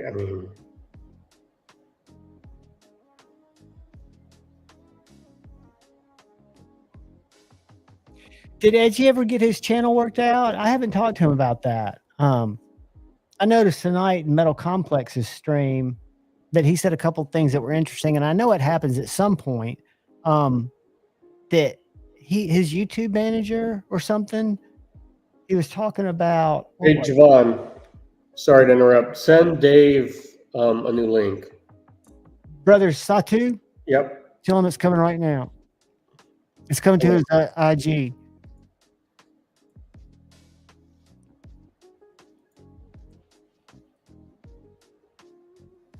He tried to use a link from a couple weeks. I've done that before too. I didn't know it was a one-time thing. Yeah, and I told him I would send him one every week, and I didn't send him one this week or last week because I'm a space case. But here it comes. How much should a Song be? That's not from some Asian store in the mall. $250, but you can go a lot higher than that. A high-end one. What? I don't know. How much are high-end ones? Like squids? Let's go to Squid Industries and look. Hold on. Oh, I bought $775. Fuck me. Well, they're one of the Blade Show sponsors. So I know they have all the Bally contests, and I think I've got DLT points. I don't know anything other than that's a good way to cut my fingers off. Well, you can get a trainer, dude. Oh, come Trainers are on. expensive. Live blades. I didn't have training wheels on my bike when I was little. Why would I get some for my knife? Because skin will grow on your knees better than fingers will reattach. Oh, Javon. Come on. So how much is a You should tsunami? just tell me to go for it. You should tell me to start throwing stuff up in the air right away and just go for it. We have a guest, people. What's up, brother? I'm gonna turn the Hey, music. what's up, man? Y'all hear me all right? We hear Yeah. you great. I don't. Yeah, it's the first time I've done this. I don't know what's going on here, so we're trying to figure it out as we go. It's like Awesome. a phone call, dude. I try not to talk over people. Scotch just keeps the flow going, and we just talk about knives and shit. How have you been, Right on. buddy? Busy, man. Working, more work. You know how that You're shit goes. getting better and better and better, aren't you? You won't admit that. No, I won't bet it at all. These users are trying to get me to buy a ballet song. I've showed never you messed with to those. me. I'll chop my fingers off. That's what I thought. But To me, it's just never been anything that I wanted, even as a kid. as a kid, I wanted one. I wanted the stars and nunchucks. Did you ever have nunchucks? Oh, dude, I didn't get the nunchucks either, man. Dude, I hit myself in the back of the head. I know I gave myself a concussion when I was like 12. Yeah, I got two other brothers. We used to beat the shit out of each other with those things. Yeah. The sad thing is, my mom would let us get those throwing stars, but they weren't sharp, and we would throw them at each other. Oh yeah, I definitely. mean, just because we're smart. Where, did you buy them at the mall? Because the ones I bought Shit. were always sharp on one edge of each of the stars. Dude, these aren't high quality items. These were pretty dull. They wouldn't stick into trees. There were some sharper ones, but we didn't get those.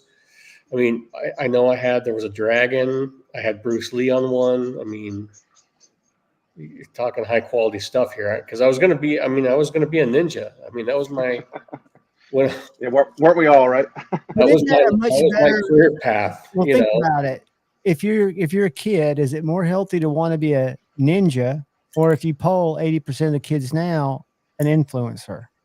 I think we should have a bunch of kids wanting to be ninjas and firemen and spacemen and policemen and even robbers. Then I want to be a YouTuber. I want to be a streamer.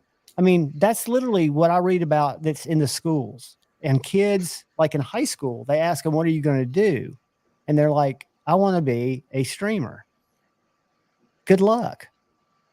Well, that's the new rock star, the new, whatever. I mean, When you see it's the kids new famous misrepresent it, and they're because so that's what these kids watch. They don't Yeah. watch regular anything. TV. Like I told you last night, I got sucked into, listening to 30 minutes of 80s TV show theme songs because it's just nostalgia. Because it's not like that anymore. no. No cool shows with sweet songs. With Think actual- about it though, man. Now we're just spoiled with the streaming. Like if you had to actually watch a show with all the commercials and wait It from week is to week to annoying. watch the show, would you watch it anymore? It is because we Binge don't have watching's we've got great. YouTube TV, and my wife likes live stuff so we can have news for weather alerts and stuff like that. Man, it's hard trying to watch sometimes. Like you go through and you're like, oh, hey, The Office is on or something, or just to kill, and yeah, it's like, oh my God, these commercials are every 30 Yeah, I seconds. couldn't do it. I couldn't do it anymore. I'm so impatient. Like even the YouTube, I can't watch the people who don't. I get what is that upgrade model thing called, professional or whatever, YouTube Pro, Oh, yeah. whatever it is. Yeah, I can't watch it without commercial. If it's commercial, my wife doesn't have it on her phone, and she tries to show me a video. I just as soon as it hits a commercial, I'm like, I'm done with it. I can't watch it no more. Like It's get off this. what was I watching last week? So we got Disney, got all these streaming services, right? And I didn't notice it until halfway through. I can't remember. It was last weekend. I was watching a movie with my daughter. I think it was Disney Plus, which I pay a shit ton a month for, or a year. You saw an ad. There's a fucking commercial. Like I'm paying money. When did this start? Dude, they're starting to tell you something. It's like Data is a commodity now. So when you hear about people in your data being at risk, there are people that want to use it for nefarious reason, but it's mainly the data that we let people have without knowing it is so they can advertise to us. So Netflix right now, and this is just from, I'm a digital marketer by trade, and I know that under underlying discussions going on is Netflix offering a lower tier price model that also has some ads, because every major advertiser is trying to get Netflix to let them put ads on their platform, because Netflix is going to have the Tyson fight. Tell me, you think Netflix is not going to have ads? I mean, there'll be ads everywhere you look because there's product placement, which is another way to advertise. I don't mind that as much, but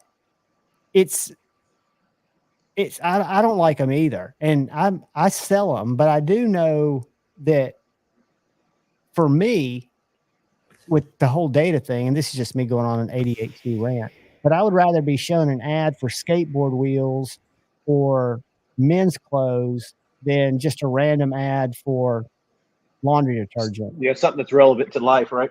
Well, something that the way Yeah. that we target is based on contextual. So where I go on the website, little bits of data, they know the kind of sites that I'm going to, knife sites, I'm going to outdoor sites. So my ads that show up are different than if we all three went to the same homepage. Ours might be similar, but Have you seen the ads that are like an hour long? dude, you know why they play those? You know what the optimum time for a YouTube ad is? Probably sometime night when like I've got an earbud in or an earbud in, and I'm trying to listen, like fall asleep to a podcast or something, and you'll just start to because I need noise, and it's like all of a sudden it's like I'm starting to doze off, and then like something happens, and I'm like, what's going on?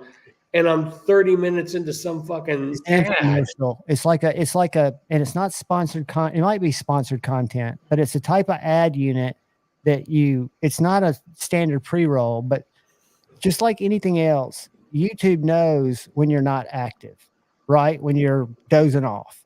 And see, I do it on an Apple TV. So they're doing it because they get more money from revenue. Absolutely. So, and some people, they think either you're asleep or you've found something you like, and there's no downside for an advertiser.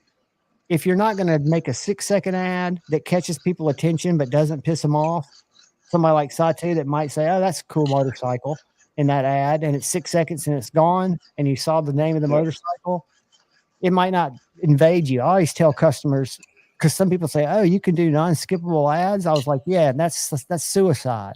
I said, if you do a non-skippable ad, you're holding your customers, the people you want to be your customers, hostage. So they're going to hate you as they hover over the skip button. What, sorry, get to something more fun than ads. What classes are you taking, Dave? I know you've talked about for Blade Show. Oh man, I forgot what I signed up for, to be honest with you. I think one's like a basic grinding class, because I do everything with jig, and I do a little bit freehand, but very little. And there's some things you can do with jigs that you can't do with freehand, and vice versa. So that's what I kind of wanted. I think one of them was a freehand class. The other one was like spine work or file work or something like that, which was somebody that Grumpy Grunt knows, that he recommended. And that's pretty much the only reason I signed up for the classes. I heard him talking about the guy. And I figured, well, nothing else is a skill I can pick up. And I think the last one was sharpening maybe or something. I don't know. I can't remember. When I have do to go they look hold again, those to be honest with you. workshops, Dave? Do So they right hold- during the whole day. So I think that starts. I don't think they have one on Thursday, or if they actually, I think they do have one on Thursday, but I think it's for the people who do displays in Blade. Right. And then I think all day Friday. So I want to say, I'm not 100% sure. I bought the early bird, but I think I got a class that starts at like 7 in the morning on both days. I doubt seriously I'll be there at 7 in the morning. So I don't know if it's one of those I can pop in when I want to, or what, but I might just. Well, hopefully you can I get don't know. access to it, that they're going to have it videoed or something where you can get the information. But Yeah, I'm not really sure. I just kind of did it all like months ago, like ahead of time, and I was kind of like, oh, that'd be cool. And I didn't think about it at all. And now I'm sitting here thinking, like, my dad lives an hour away from where the show is. So in order for me to be there at 7, I'd have to probably leave his house at 5 to 5:30 to be up there. And then I'll be in the event all day and probably not leave that event until 5, 6 in the afternoon. So like thinking about it, I'm like, do I really want to be on my feet for 13, 14 hours? You know, I mean, not doing a daily basis anyhow, but like, you know what I mean? Exactly. For that. So, yeah. I'm not sure what I'll end up doing. You riding your bike in? I'm flying for a limited amount of time, because so basically it's kind of working where my wife's going on. Doug, but I think it's kind of I bugged him tonight. I said, "Come on, It would make Oh, John's day. yeah. Well, actually, Steve and I were talking earlier because And I was doing his Project X, which is in my KME right now, but I did the thumb studs and put a Look, scale on dude. it. So he was like, you should jump on Javon's, and I was like, I got paperwork to do, so I got it all. Well, I got enough of it done that I can consider it done for the day anyhow. And then figured I'd jump on here with you guys. But yeah, the flying in for Blade Show, it's kind of a dual thing for me because my pop's 80 and he lives about an hour away from there, so it's a visit with Pop and excuse to go in that weekend because it's Blade Show, so it kind of works both ways for me. But it's going to be tight this year money wise and then probably time wise for the business because my wife's got to take some time off to go see her family for some stuff that happened with her, and then we have 2 other employees and both of those are also taking time off, so the next 3 weeks is like either I'm going to be sitting around on my ass not doing shit for work or working every single minute I can. So it's feast or famine kind of thing, you know. That's how it is. It seems like I'm only going in this year with Dark Gravity. We're going to go in Saturday. I mean, because I'm in a position where I'm not buying anything. So you're not going to come in Friday? I'm not going to be able to. I've tried to get him to go every year, and he's a great guy and has a fantastic relationship. And his wife doesn't really care about going. She would, but he'd rather be at home with her every night, you know. So he'll go for the day. And so I said, well, I'll ride over with you because I don't need to be spending the money. And B, I want to go over there and talk to some people, right? I want to see everybody that I can. Oh, yeah. What's up, Terry Burns? Yeah, my brother actually lives in Huntsville, too, so he might be coming. I think he didn't go last year, but the year before that, he went and bought swords and all kind of crazy crap because he's not really a knife person, but when he goes, it's like, you know, overload. You got to buy something. So, wow, how long has he been in Huntsville? Has he been here a while? Yeah, he teaches at the university there. So I want to say, or at A&M. University of Alabama. University of Alabama. So he's been teaching there he's got tenure, so that's at least 7 years. So I think it's more than that. So 10 years, something like that. I don't know. Is he your older brother or younger brother? I'm the oldest. Both my brothers are younger, so he's a younger brother. Yeah, dude, that's cool. I'm in Huntsville. I didn't go to UAH, but my daughter took some classes out there, and I took a couple of tests out there that I had to take. Right. I think he does like computer graphics or I don't know, motion capture. He does something because my brother's been the luckiest person I ever met. Like he just kind of looks into jobs. He went to go interview a job in, I want to say it was Miami for like a hospital to do like some kind of video that goes along with the surgeries. He stopped by EA Games to say hey to a friend and got hired by EA Games on the spot. And then 3 years later, he was like the boss of the bosses at EA Games. And he decided he didn't want to work there anymore. So he just left there, went to Virginia and taught at Virginia Tech for a while. So like he's been all over. He just walks into jobs, just kind of walks into them. And well, he's evidently got a skill set that people he's a smart bastard. If he wanted to take him out. Well, I mean, you've got the same skill set. You apply it to different areas. I mean, because I'm not near as smart as my brother. I'm not even gonna lie. He's way smarter than I am. It's not all books. This your brother can't do. Yeah, probably not.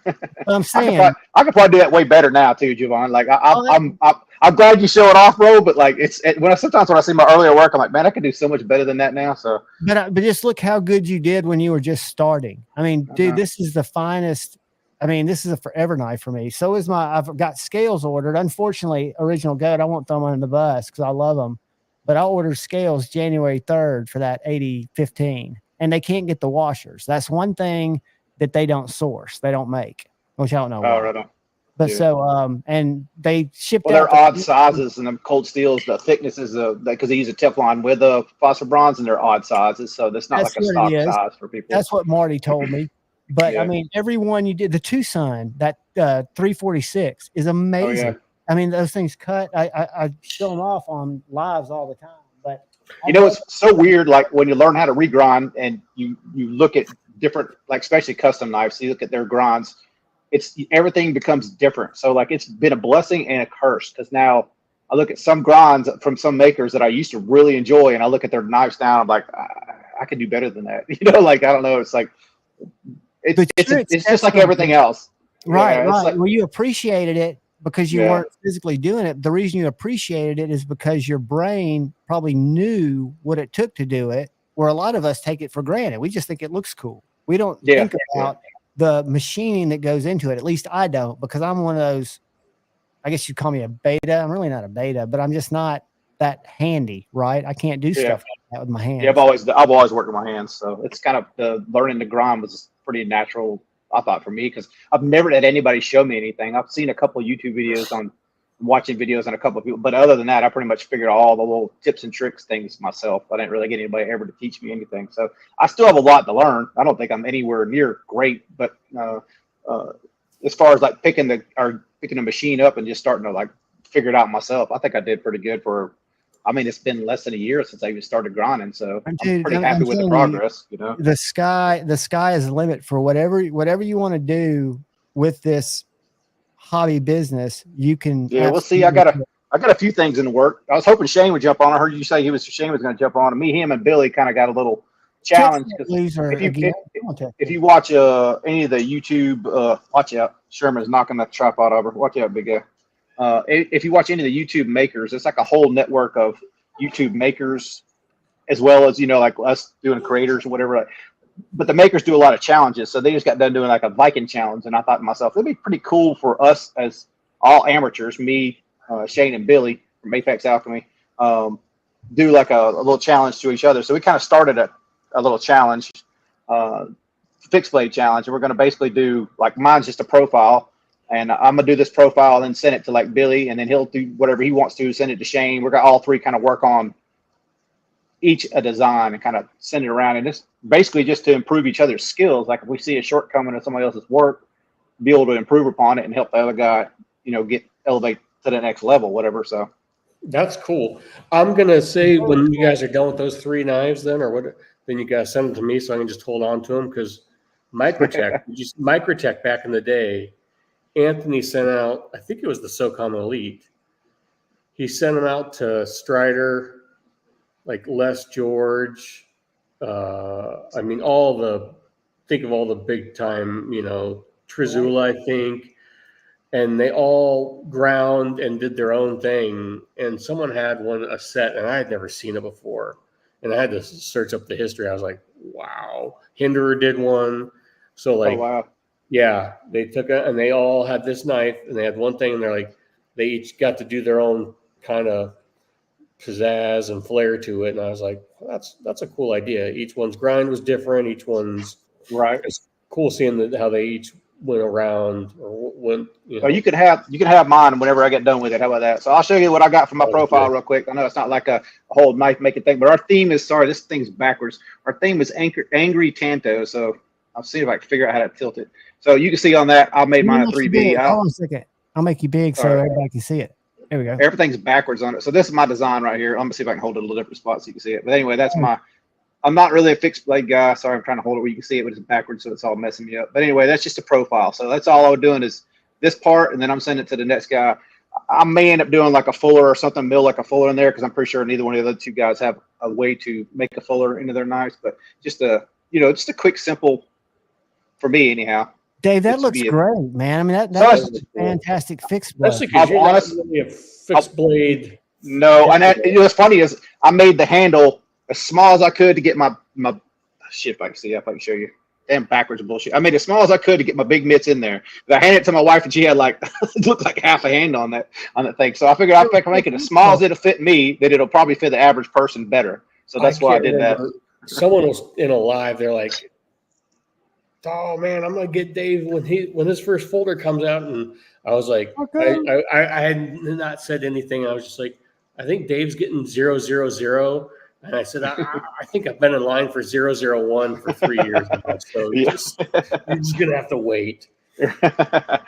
Yeah, hopefully we're gonna do something. I got another project in the works with another already known maker that sent me some files to look at, and I'm gonna try to make that work. I don't know if he wants me to make it public, so I'm not saying anything till he says something. But I'm gonna try to. I have to get my CNC fixed, my mill fixed, because there's no way I'm gonna be able to do this on a manual mill. But if I can get that CNC fixed, I'm gonna try to make basically a prototype, I guess you will, for a designer. He's already got it drawn up in the file. So that's kind of. I know you'll get it working, and I know you'll make a killer one. And that's probably be my. I think it's a good idea for me he hit me up at the right time because he's got some of the engineering and drawing knowledge that I don't have, like how to position certain things.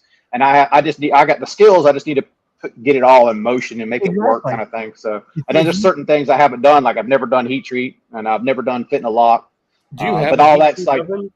no, I don't. But like, I was talking to Billy about it, and he was like, it's like $8 or something to get sent to like Paul Boss or something like that. And I was like, for $8, I'll send it, get it heat treated, send it back. I don't care if it costs $80, like for one knife. Who cares? You know, like for one, I don't really care. I just want the physical act of doing it is what I'm trying to get across. But we'll see what happens. Same with this one, that 3V. I don't have a clue how to heat treat that, but Billy's buddies with Jed, so we're hoping that we can talk Jed into it or pay Jed to do it, or we'll just sip all three to some heat treater and get it done. How much are those little ovens? I'm not even.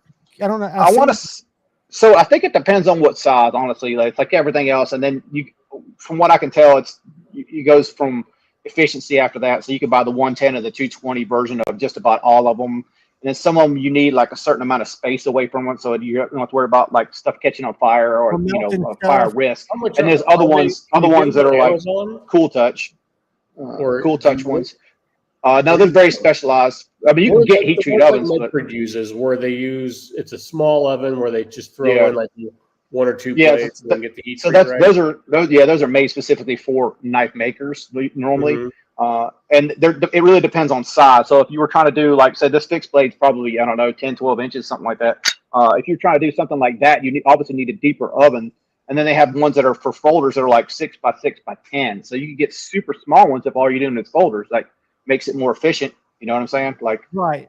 So I got thinking to do on that. Like, I don't think I'm going to be doing a ton. I really honestly didn't think I'd ever do a fixed blade, but I don't think I'm going to do a ton of fixed blades. So for that stuff, I might just farm out, and I might get the smaller oven.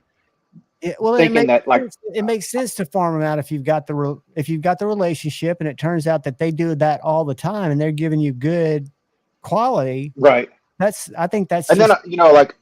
Somebody was talking about American Blade Works. I think it might have been Shane or something, that he was talking about it actually made this process quicker to outsource the heat treat. The problem is you don't have control over it. So depending on where you want to be, like, me and Steve have talked about this in the past, like, they're the HRC people who are like all about getting the optimal HRC. And I think as a knife maker, you should always strive for better, better, better. And so the mindset of trying to get it better is kind of sort of what I'm dwelling on right now in my head. Do I want to outsource and just do it for now?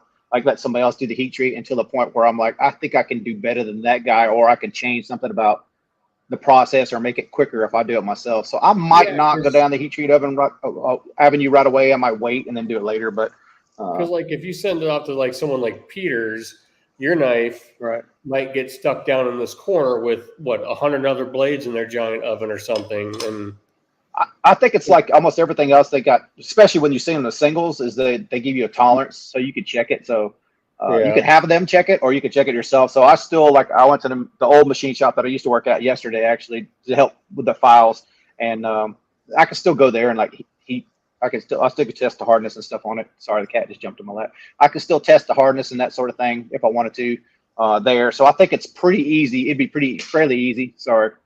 It'd be fairly easy to, still have some kind of quality control on that on my end of things, with still access to those sort of tools. So the tools I don't have, I think for the most part, I have access to or can have access to, just a matter of calling the right people to get the right, shop to let me in it, kind of thing. I think American Blade Works started sending theirs off to Peters. I've just heard stories of Peters, like people tested and say it wasn't the HRC they wanted. Yeah, I think I don't know about the individuals. I just think if you're doing productions, it's probably not a smart idea to send off like mass amount of production, because then you don't have any control, and you will have the bigger tolerances of that. They'll use that whole spectrum. So if he's guaranteeing within 3. You probably have the low to the high in a production run. But if you're talking about 1 or 2, I'd imagine you can get something quality. Otherwise, how could he possibly sell that as a service if you're not getting what he's saying you're getting? Right. So hey, everybody, that's my thoughts anyhow. Sorry.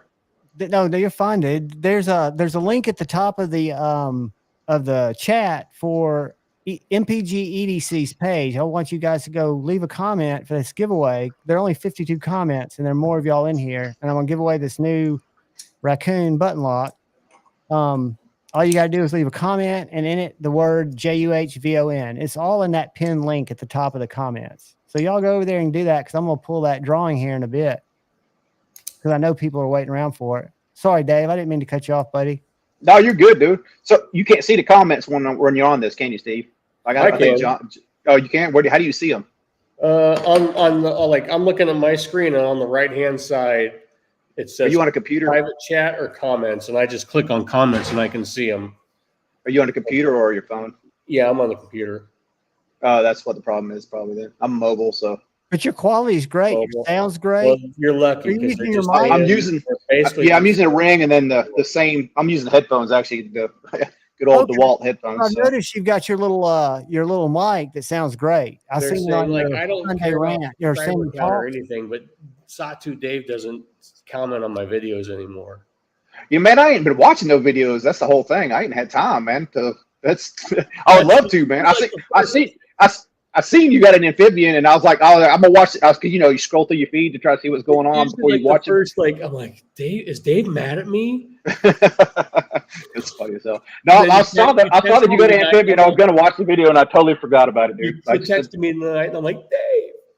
Palmer, that link will take you right to Yeah, the didn't video. you get an amphibian in to regrind or something? Or No, I just borrowed one from Chuck Dunface a little while back. it's very Slick for me. Yeah, I noticed that even with gloves on, because Mark, he comments on all of our videos. Mark M from, I think, did you guys do a trade? Bangkok Mark. Greg. Yeah, he commented about the pockets, like he didn't like it because the pocket screws, and I'm like, well, I like it for pulling it out of my pants, but like, yeah, I noticed like it's a slippery little fucker. Yeah, that's my biggest. I like the actual size of the knife, but like, I'm not a Ramlock guy. I mean, like I was kind of happy with the weight, like because I held a plastic MSI. I'm like, yeah, that's like everything polymer, Yeah, but yeah. I mean, it's very. Yeah, I like the blade. I like a recurve and. All right, let me do something, Palmer. It's a good looking knife. If it's a frame lock, I'd own one. I pulled. I was carrying the Dwyer at work earlier this week, and I picked something up, and it just happened to like catch coming up. Right. And I was lucky, like I heard it hit. Oh. I was like, oh. Yeah, but you click it if I post it here, I think, buddy. I was like, if I would have dropped that somewhere, I'd spend all day walking around looking. Oh yeah. I couldn't live with that either. I'm glad you taking it to work though. That's good. Like I just hardly ever used it, so I'm glad you're putting it to work. I gotta watch a video. There's a crate sitting over in the corner, and I don't open it until the bin is anchored, and I just want to go over and just pry that lid off so bad. I'm just waiting. I'm like, I stay in order. I talk to the guys about we open stuff up in certain order so we don't make a mess, and that crate's just calling my name. I can't wait. Was that tomorrow? The weather's bad, so it'll be next week sometime. Oh, right. So I'm gonna make a video. I'm gonna try the link I just put up. Yeah, make a video. It'd be cool to see that video. That is the thickest, I think, and it is because there's no jimping on the blade. Yeah, it looks super thick, don't it? That's why I like it so much. Right? Oh, I fucking love that knife, man. I'm glad you got it, man. Have you ever heard of the Harris? And I might have the wrong name, but I handled it. I think it was a Harris custom. Big, thick knife. Okay, maybe it's not Harris. It was a guy. Heater? What? Heater? Was that a heater? Maybe it was. It was real big, had a super big flipper, reminded me of old school Medford. Yeah, probably was a heater. Dude, have you seen his stuff he's been posting? Yeah, he's got some crazy stuff going out now. Dude, I've been hitting him up too. Like, I admit, like, it's like, kind of miss my heater. And I'm like, he's like, nope. This is just a test one. I'm like, oh, okay. Let me know when you got one available. You're not taking any more orders?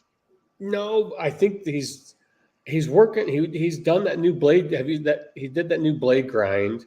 Yeah. Right. Because there was like the Tonto, like you have, and then there's other one, and this one's, I don't know.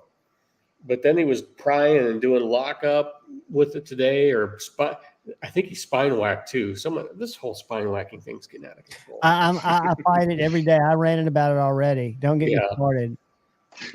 Use a I knife. just don't know what people don't get. Like the functional part of this knife is the edge. Like, I don't know, whatever.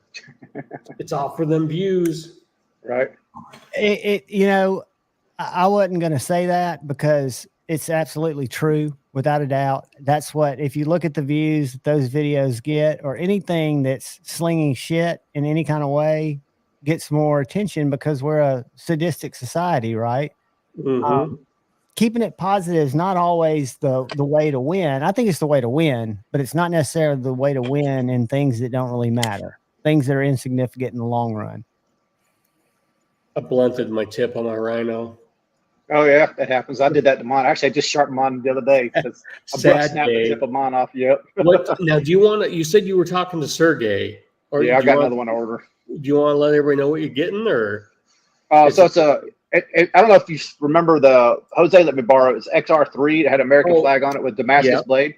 Yeah. So he put a post up, I don't know, probably a month ago now, saying that, maybe a little longer ago, that he said that he was thinking about doing some of the old models, and he put that picture of that. And I said, if you're making an XR3, I'm interested. And then I immediately emailed him, and it took me probably 4 weeks to talk him into making me just Damascus with plain titanium. No holes, no nothing, just plain.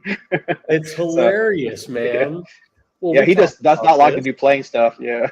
I mean, you saw my FMJ. I mean, it was like, that was as plain as I could get him to do it. Are you going to do it? Are you going to go with a Damascus blade? Yeah, I tried to get him because that's right when I got that DSK with that copper infused. Mm-hmm. I was trying to get him to do. You wanted to try to match it, or? No, he didn't want to do anything with copper in it because he was worried about how the detent was going to affect that copper, which is a viable complaint. At this, like, the style of the DSK is kind of like layered. So it's an inboard layer of copper. I can't remember what they call it. But so if you look at from the spine, you can kind of see it's like a steel, a copper, another steel core. And then, so it's layered where you can't get to the copper from the outside of where that blade is from the detent side unless you go in too far. So not a whole lot of worries on that one. And that's kind of what I was trying to hoping to get him to do, but he just didn't want to mess with it. He got in a motorcycle wreck not long ago. I think maybe 3 or 4 months ago. Yeah, I don't know how bad he got messed up, but he said he's still recovering. He don't want to do anything different. He didn't want to experiment with anything. So I was like, yeah, that's understandable, man. I've been there. Dude, I know. He threw out that new Bowie. His interpretation on a Bowie blade. Have you seen that?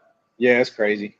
But some of the stuff he does is just like that's too exotic metals for me. Like with Damascus, with Damascus, and all the bling, and like I just immediately I'm turned off, man. Like I like the style of the knife, but just show me the basic version of it. Like that other stuff's just not interesting at all to me. I've been too busy for my eyes. Empire still has that Empire Outfitters. They still got some of his old stuff. Mm-hmm. Yep. There you go, Henny Bogan, 59 Grant Gripper. Oh yeah. 3.5-inch hologron Warncliffe. Yeah, that's a good knife too.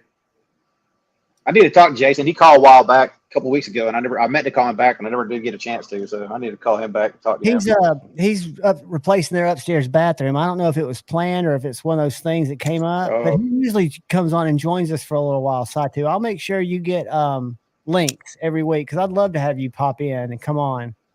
And guys, go watch that video and leave a comment. I'm about to pull it. And I'm still showing 52 comments. You can tell me to shut up whenever you're ready, man. Because I can talk, man. I don't have to. All I'm going to do is share the screen. We're not even going to talk about it. We're just going to do it here in a second. Oh, right on. I'm going to give people just a second. Y'all keep talking. Did you sell? You still got your Gigantes, or did you sell it? No, I still got it. Like that's funny because I think somebody asked me about. I think it was Denise asked me what I was going to sell for Blade Show, and let her know that what I was going to sell. And I went through and looked, and I was like, I ain't selling shit. Like, there's nothing I really want to sell, man. So like, I think I'm holding on what I got. I got a couple. I got that Rogovitz on, Sergey Rogovitz on order, and then I ordered one from Doro or Damien or whatever his name is from. Damn, I can't remember the name of it, but he'll be at Blade Show too, and he's bringing some stuff to Blade. I ordered, so I've got basically 2 knives on order. So I owe about as soon as they, ready to. I basically got $2,000 spent before I even went to Blade Show. So I was like, do I really need to spend any more money? So I don't know. I know, and it's weird, like with that, like like you talked about it, there's knives you've got, you got 3 kickstands. Yeah. Where like me, I was like, well, I've got, what does that knife look like? Kind of like a 30-second countdown, guys. Goji Mom. That's a Medford Gigantes. Like for some reason, like knives like this was similar in size to that kickstand. I'm like, oh, do I need to get rid of one? But then I'll have 12 Strider SMFs, It's what and you it like, what doesn't- you connect with, right? Yeah. Like Those kickstands are all 3 so different, like in feel of the hand and how like shallow or deep some of the hollow grounds are versus the other ones. So like the one I got from you is probably like the medium. That Damascus one I have is ground way thinner, is way lighter. The action is way quicker on it, and then that yours is kind of like the middle ground, and then the copper Damascus one's so freaking heavy because that scale I made for it, and then it's just like a little bit lazier of an action because the blade's kind of a heavier blade too. So yeah, I didn't think that the copper in the blade would affect it at all, but it seems like it is a lazier action. Well, like you just said, like there's some like I love the kickstand where like, but you really connect with it, or more so with where like like I know you're like the Praetorian tie is not your flavor, but Dude, can you believe he shit canned the Praetorian, man? I was like, dude, what? I ordered another one last night because I'm a fucking. Did you really? I ordered. That's the fear of missing out right there, bro. Yeah. He did it. Yeah, no. So I ordered back in 20. I still remember it was. I'll tell the story whenever the knife comes in. But back in like 2020, when I first started like seeing the Medfords, or that came into my realm. Right. Like, as soon as I saw it, I'm like, I have to have a tie. And then I thought, if I spend that much money on a knife, my wife will kill me. But it was years later. I looked at my pictures last night, and the original spec of the knife that I spec'd, it was in November. I was sitting in a hotel room in Colorado right before Thanksgiving building bins, and I spec'd this knife, and I couldn't buy it. And then I bought a Praetorian T right before Thanksgiving, and then I got so last night I went and I did the Got exact the one you wanted. The exact Right on. spec. Who knows what it's going to look like in person? I say, Right. fuck it. I'm just going to order Yeah, it. I think it's probably the last time you'll get to anyhow for a while. Yeah. Fuck. He'll probably bring it back out. I think it's weird when it's the logo Yeah. of your company. Like that would be like Chris Reeve getting rid of the Sabenza, or right? Like Kinder knocking off the XM18. I get it if it's slow sales. And we kind of talked about this earlier. I don't know if you were listening, but there's a shitload of Praetorian T's out there, and they've crept up. It's not the same knife. It's not even close to the same knife. Yeah, but they've crept up. The price has gotten really expensive on the Praetorian T's, and I think there's a lot of inventory out there. Good luck, people. But the Praetorian, like the tie series, it doesn't matter if it's the micro or they hold their value. Yeah. And they don't make a lot of them, so it would be weird that like to kill off the entire line. But I don't know. It's his Praetorian in the wild or in the shop, and he'll bring them back when they're not there anymore. All right, we're getting close down to it. I'm gonna have to read it because I know y'all can't read it unless you're on a TV. It is Dean Griffin. Dean, are you in here, brother? Congrats, you won. Dean is the man. A week. Oh yeah, there he goes. Of staying with right there. Dean, email me. I'm just talking here, and you guys. Dean's on a roll, man. Dean just got a Strider Performance SMF. I mean, hey, this is a great little knife. It's a good beater. It's a good one to give to a family member. All right, Dean, if you actually can get me an email tonight, I can get it out to you tomorrow. Don't rush on your account. But if not, I'll send it out Monday. Just shoot me an email there with your address, brother, and I will send it out. Congratulations. I'm going to write it in my book. Like, I'm not going to Blade Show, but I had been pretty good about not buying anything. But then, like, there's 2 knives that I haven't uploaded yet that you can't, like, that I've got that I haven't just had time to upload the video or wanted to. This was a whim I bought last week. And I am glad I mean, Like It's cool to check out, right? It is, and as just a work knife, like I don't care. Right. Like I'm gonna go beat the shit out of this thing. There's knives you connect with. Like I like it. I like the knife, but there's like not an emotional connection. Or this knife could go away tomorrow, and I wouldn't. Well, you didn't pay $800 for it either. Right. Right? You didn't have to pay $800 for it. That so you too, can still man. I use mean, it. Microtech. I mean, you gotta. I mean, I'm not saying it's not a great knife. I'm just saying you can. no. I mean, but it's like use your people complain $1,000 about knife. American knives being Yeah. expensive. Quality wise, there's nothing wrong with this knife at all, and it's $300. Yeah. You know, No, I'm amazed by them. and yeah, I really like the recurve blade, but it is like Yeah, the I was- blade is sweet. It looks nice, man. If it was a frame lock, I'd definitely own one. Oh, dude, I can't tell you how many times I go to do that. Yeah, I know. That's my problem too. If this felt like an access lock Benchmade, I would sell it tomorrow. But it feels more like the Demco. And I think we've talked about this before. Like, I love the Demco, the 80/20 in my hand, but it is kind of a lazy. Yeah, action's It's- kind of lackluster. Yeah, There's no soul. right. Does that make sense? Like, there's no. Oh yeah, with that's that why I'm kind of. spring, there's just no soul Are the Yeah, almost. scales are the scales milled out on the inside when you take it apart? on this one. On the Aluminum. Yeah, they are. I got a sleeve. No, I mean it's a great knife quality wise. I zero complaints, but there's just like not a whole lot of soul to it. What are you showing, John? Those are magnets. I'm not It, fucking doing magnets. in my Saigon- life. Saigon Kick sent me some scales and some the Oh, to magnets. glue them up in there.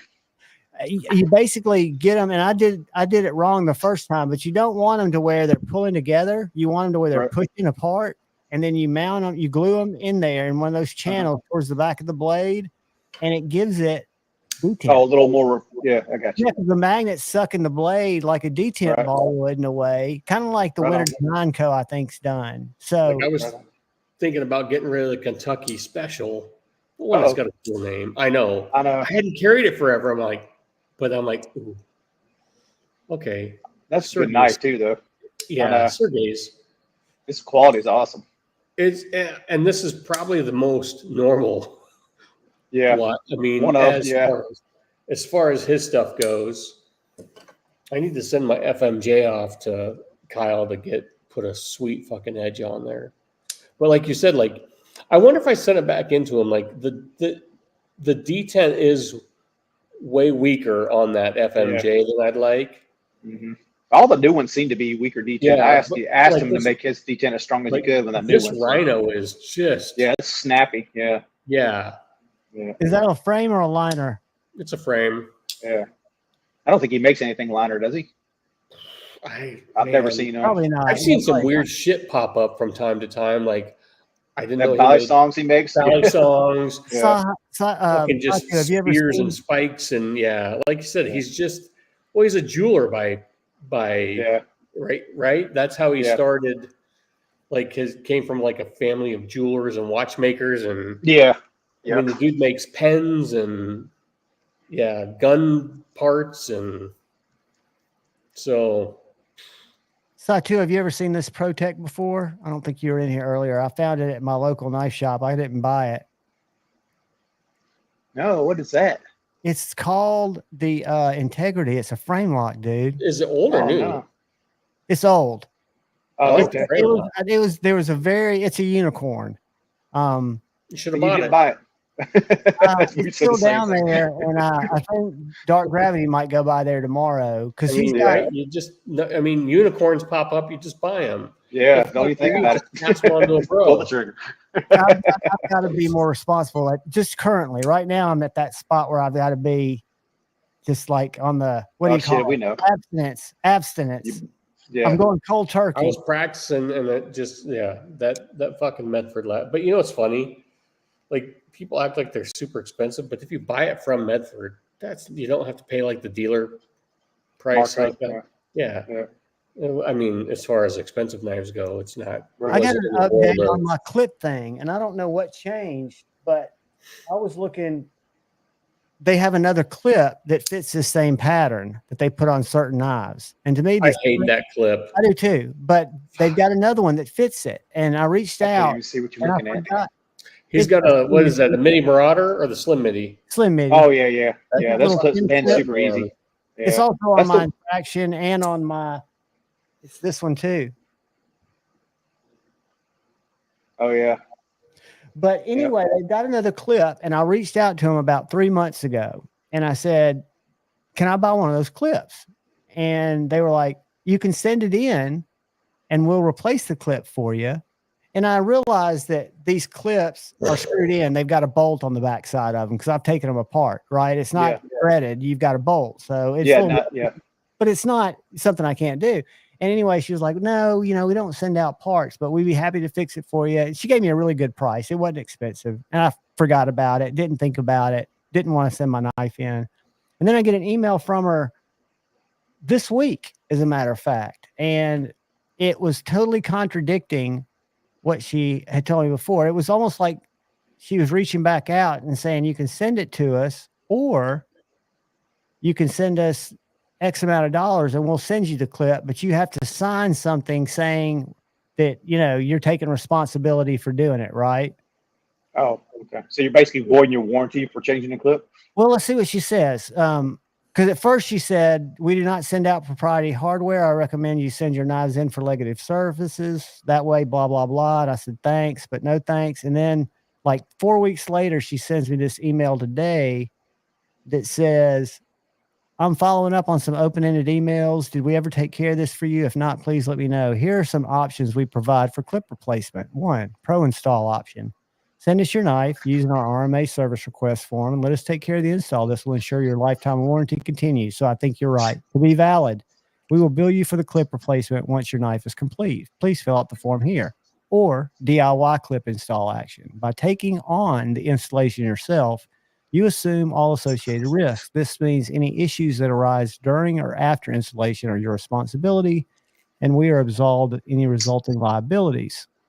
So it doesn't say that you void your warranty. He said that multiple. Like I think he got so much heat over that voided warranty thing, where he's just like, "We'll do whatever," except for that Thomas. Dude, Dave, I didn't tell you, I got into it with Thomas Kennard last week.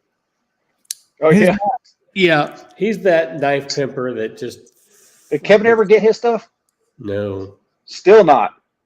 19 months. Jeez. Dude, So that's crazy. So it started because I don't follow him on Instagram. I'm so fed up with the guy. Right. Because I reached out to another. I mean, he's a huge knife collector for Medford and Strider, and he's a huge fanboy of Kennard. So I reached out to him in February, and he's like, "Hey, I'm actually having lunch with him tomorrow. I'll check on these knives." He said they'll be out by the end of the week. That was in February. Jeez. So then Kennard, my buddy sent me something. He posted on Instagram. He wants to start making titanium scales for the ASK, the Medford, the ASK. Oh, yeah. And I just posted on there, "Hey, before you start taking on any other projects, why don't you get people's knives back? They've been waiting for almost 2 years." And Do you reply? Oh yeah. He hold on. Well, after sorry, I got some messages. Hold on, let me read it to you. I would feel so guilty having somebody's stuff. He doesn't have. I know. There's something with him. So, Kyle Lampier. Yeah, I know Lampier. He did a video a while ago about him, and no one is saying the guy doesn't have talent, but he does.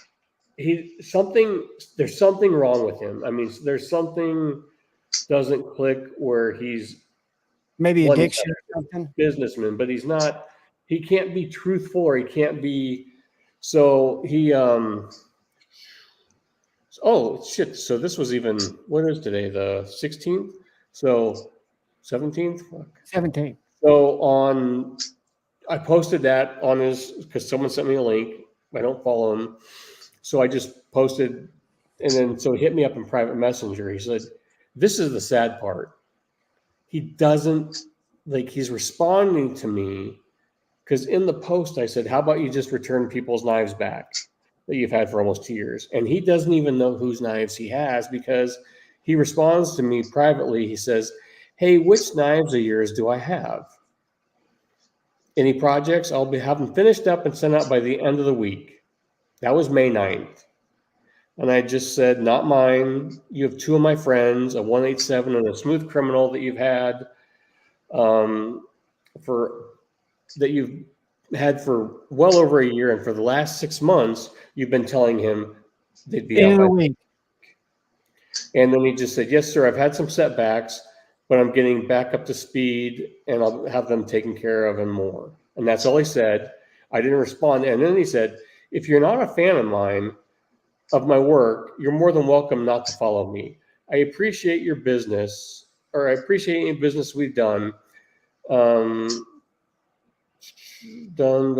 grief from my pocket. Oh, but grief over pocket knives is unnecessary when my son's safety and well-being are on the line. How much time went between the message and that message? And I just said, I don't follow you. Was there any time between those 2 messages, or were they in rapid succession? succession? On the same day. But and I just said, I don't follow you on the same time between them. Hold on. I said, and this has been well over a year with the knives, and excuse after excuse. There's always an excuse. Yeah, there are some. They're just knives, but they're knives that people spent hard-earned money on, and you've taken money and their knives. So I'm tired of hearing about, like, don't use your. Here's one thing: don't use your fucking kid as an excuse, as a shield, right? Man, do your fucking job and take care of your family. Yeah, stone up, exactly. Or send the knives back and refunds if you can't get to it. But here, I'm gonna message him right now. I'm so curious. He banned me from his thing. I'm just gonna say. But hey, I wonder if there was any time between his last friendly message and then that grinding message, because that would tell me he's doing drugs. That would tell me he could have got imbalance. That's exactly the first thing I thought too, man. Like if it was an hour or 2 later after, ending on positive and then coming back with, slinging. Dude, no, but it's been like this. It has been. I've got. I'll send them to you, Dave, private. I've got a year's worth of messages from him and Kevin, to where Kevin was just like, dude, I understand things happen. If the knives are gone, let's talk about it. We can work something out. If the knives are in pieces, just send the pieces back to me. If the knives are lost, let me know. I'm a reasonable guy. The knives are gone. The dude sold the fucking knife. If they show up, I'll eat my fucking. I'm surprised too. Yeah. But I'm mad because, I got Kevin into the hobby. We talk about the 98.5%. You've got those people that are. And what's keeping the bad apples is the nut swingers in these Facebook groups that he does work for, because he'll push out. He knows who the heavy hitters are, the guys that are always posting, the guys that do that, and those knives get turned around quick. So he does finish people's knives? Well, yeah, he'll get a new piece of equipment, like he got a laser, and that took over everything. So he was lasering everything, and it's just like, dude, he sent those knives in almost 19 months. That's insane. It'll be 2 years. That sounds very, very, very frustrating. We were talking about it because it's me and him, Kevin, were talking about it. We're like, how's it any different than like Medford and his OTF? Well, yeah. Same at least you can ask Medford and he'll give you an answer, though. And at least he made update videos where he's like, hey, man, I fucked up. This was a lot harder than I thought. Yeah, exactly. He kept it. Or we made it and it kind of sucked, so I didn't want to send it out. So we had to redesign something. So there's that. There's at least that communicate. There's at least communication. There's not the, hey, Medford, where's my $600 OTF? Oh, and he goes into witness protection. Yeah, he goes into witness protection. So, I don't know. That just, that guy pisses me off, man. I'll probably. Did you get your OTF?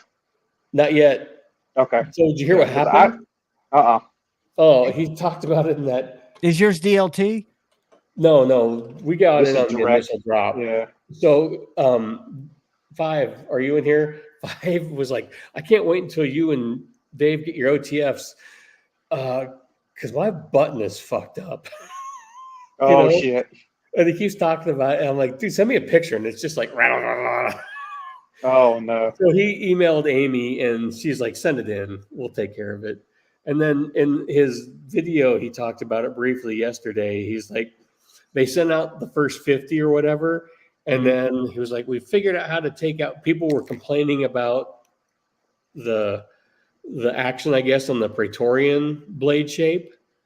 So they figured out how to take out 2 more grams or something out of the blade so it fires better. So that's where ours, we're going to get a better one than Doug got. So yours won't come out you. like the screen door being blown open by the wind.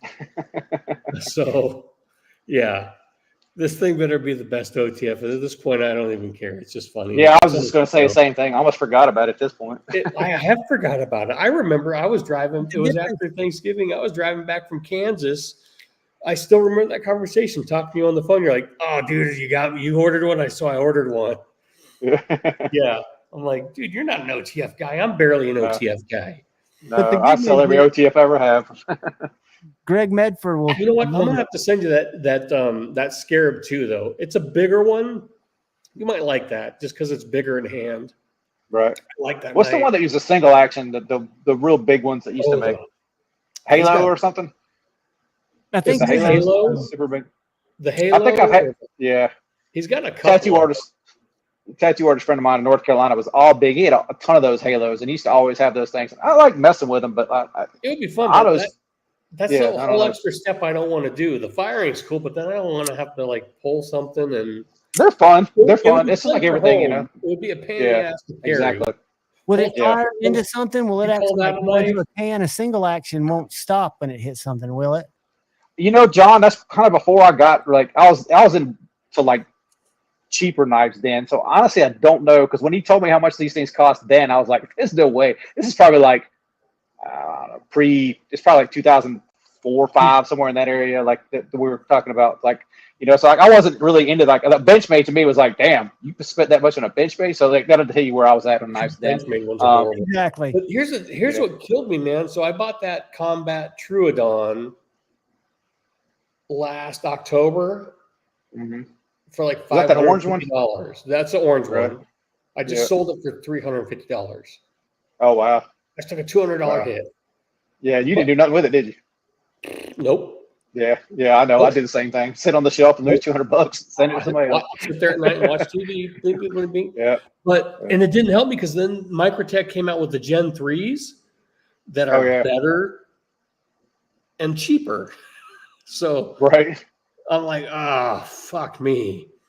So tried into that one too, huh? Well, Carter did those videos on the OTS, and I was like, certain people, you can watch their videos and like you take their word for it, like more than other people, because their style. So like Carter's been on doing the knife thing forever. So like when he talks about stuff, like I can kind of read between the lines and tell what he likes and doesn't like. What I've done deals with him 10 years ago or something. And so like, and he says he really likes something, I kind of sort of cue into it, because it's kind of like he's got a similar taste in knives, the experience and the level, We'll message each other. I'm like, holy fuck, dude, I just bought an RC too. Like we got RCs at the same time. He bought that Direware I got from Plethora. Right. Way back 2 years ago or whatever. I sold that and I remember I got this message. I'm like, who's this dude? Like, just because that's how YouTube works. If you don't know, you don't know. It's like, and he's changed his name a half a dozen times. Yeah. And I'm like, holy shit, this dude's got 20,000 subs. And now he's at like 50. Yeah. I'm like, congrats, bro. I mean, shit. But I'm like, are we the same person? Except you do it like you buy 4 Chavez's at a time, or you buy 4 J Capes at a time. Like you go all out. But yeah, he'll take those apart and he's all in. And it's funny how he goes through he's in his Emerson phase. He's in the Strider phase. He was hitting me up because he was like, hey, you selling these Striders? And I said, well, you know what? That Strider CC I got from you, I've had it a year. I've carried it a handful of times. I love the knife. but I did a collection picture and I realized this was getting out of hand. So I've got to cut some stuff loose. And he's like, dude, I'll buy it back. I sent it off to him and immediately he's got it for sale. He's like, I love that knife. I miss that knife. And then the next, he gets it and he doesn't even do a video on it and it's for sale. Same thing with Well, sometimes your mind tricks you. You think you remember a knife being so awesome, and then you put it in hand, you're like, it just wasn't what I remembered it being. It's always changing. Direware. He hit me up. He's like, that's identical to the very first direware I ever had. I have to have it. He never made a video on it, and it was like for sale a week later. Yeah. I'm like, dude, I've never done that. I think our types of brains that all run together, we're notoriously making bad decisions. And well, that's a fact. Like I used to buy my knives on Ambien, usually between 2 and 4, and have no memory of it until I got a confirmation email.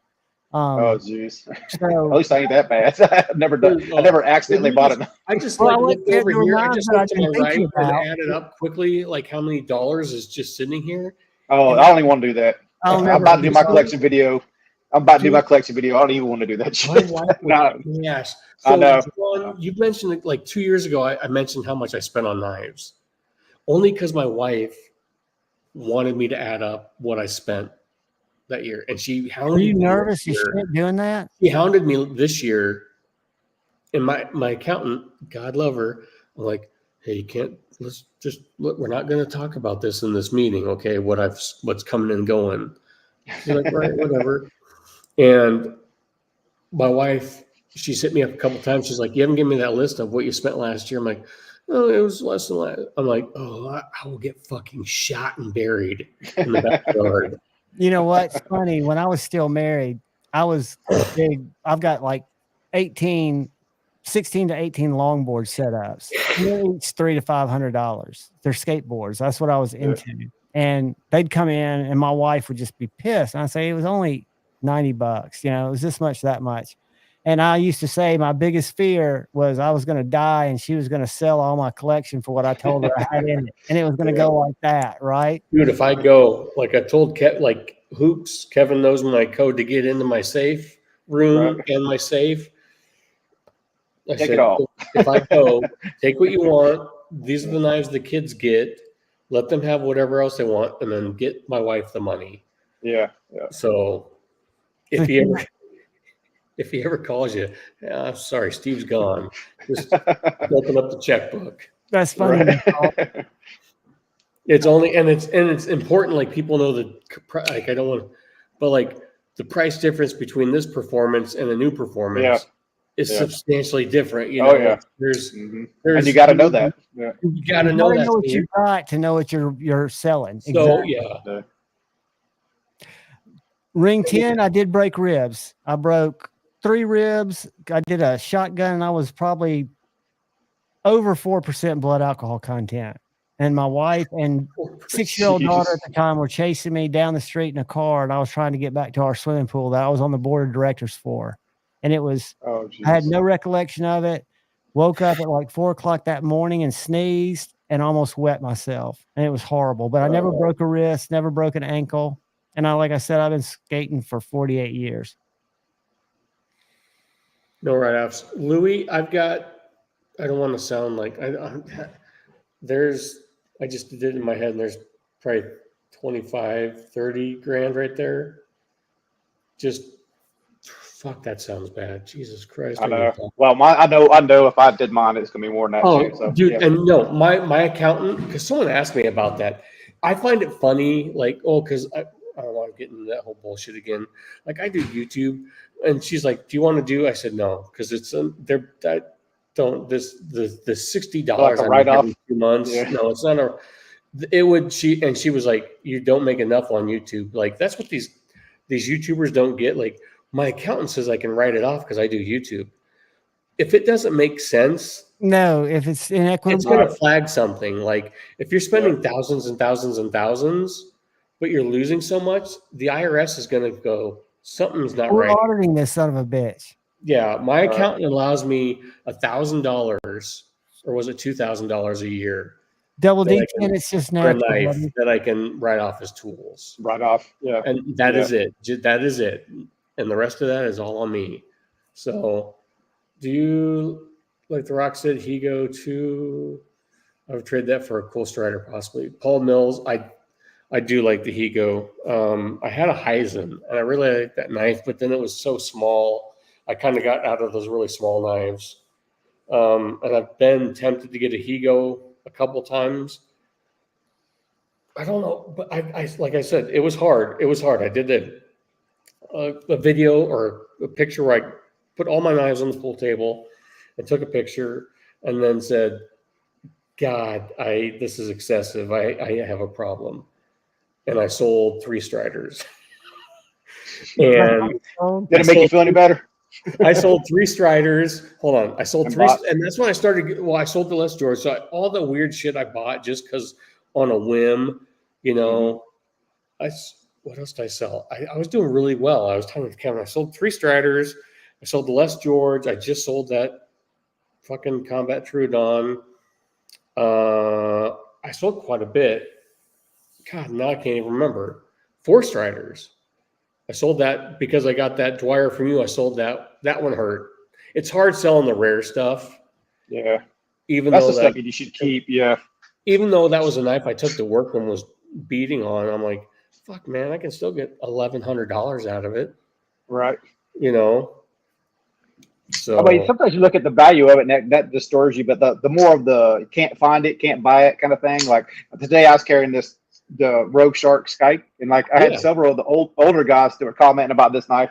It's like it's one of those knives you just can't just go buy it when you want it. You got to No. find it to buy it. yes. So that's Dude, I got a hold of to these. get a rope. Like you see these pictures, you're like, I had one and I let it go, or Yeah. Yep. and you miss that stuff. Well, I can remember my dad telling me when I was a kid, he regrets every shot because he was a big shotgunner, rifle Right. guy, but mainly he was a bird hunter. So he had L.C. Smiths, Parkers, he's like, I regret every trade I've ever made. He goes, less Yeah, than you miss them all. you do, you know. And at the time, yeah, it's something different. But when you get, 5 years down the road and you think, man, that was a great gun or Right. whatever, great knife, especially Well, like Ken, if you've watched Ken Faulkner's videos, like he don't sell knives, he just buys them. And I was like, wow, man, if I'd have kept every single knife that I bought, even the cheap ones, like there'd be thousands of knives in there. Like, Yeah. I couldn't imagine it, man. Like there'd be a whole room full of knives. So, like, yeah, it'd be excessive. I mean, I the boxes that I still have, Kyle, just because are my scary. daughter was, and the daughters kind of know just because they know that it's going to be theirs someday.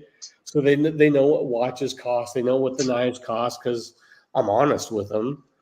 And I And you don't want think them they to- tell mom?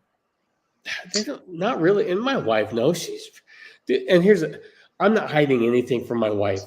She goes on to our bank account. Yes, it lists all of our accounts. And there's my Exactly, all that, business yeah. account right there. So she sees You're everything. taking care of coming business, in and you're taking out. care of them, and that's just your gig. That's what She you sees do. my company credit cards. I'm not hiding any, like, I don't want to. And every once in a while, she'll go through and do an audit and be like, Jesus Christ, what did you spend last month? Or this and that. And have you seen what you've spent? Oh, yeah. I'm like, are you living in are you living in a tent? No, then shut up. No. But that's really what it boils down to. If you're taking care of business, everything's I'm not good. buying, like, I don't have a sports car. I'd like a sports car. I used to be super big into sports cars, but I'd like one again, but we don't have time with kids. Like, because we used to, when we were newly married, and it's like you and the motorcycles. You guys go on rides, and I don't have that we used to a lot I more. don't have that time to, if I want That's to, my problem now. yeah, if I want to go golfing or something on a day off, I can't have a sports car because I can't go golfing and go for a hour or 3-hour yeah. cruise. Mhm. So it's I'm just picking my battles. Maybe in 3 years or 2, what, Jesus Christ, today was the last day of school. In 2 more really? years, when the 3 older ones are gone, maybe I'll buy a That's gonna be sports quick, car. man. Yeah, that's gonna be quick too. Dude, I finally got them all. When we found out we were having triplets, I was like, I'm always going to have a foursome for golf. I would have instantly had It a was heart the attack. first day I had all of them on the golf course with me. Oh wow. Yes. Was it an awesome day? It was a fucking great day. Yeah. I got winded out at work. I was home by noon. My wife and my youngest daughter, like I said, and my father-in-law, they were going, for some reason, don't even get me started. I'm just terrified. Like, we spent this money on a new fifth wheel. And my father-in-law, who you can't argue anything with, has a half-ton pickup truck and put a fifth wheel ball in the truck. I'm like, why would you do that? Well, so I can pull your fifth wheel. I'm like, what the fuck?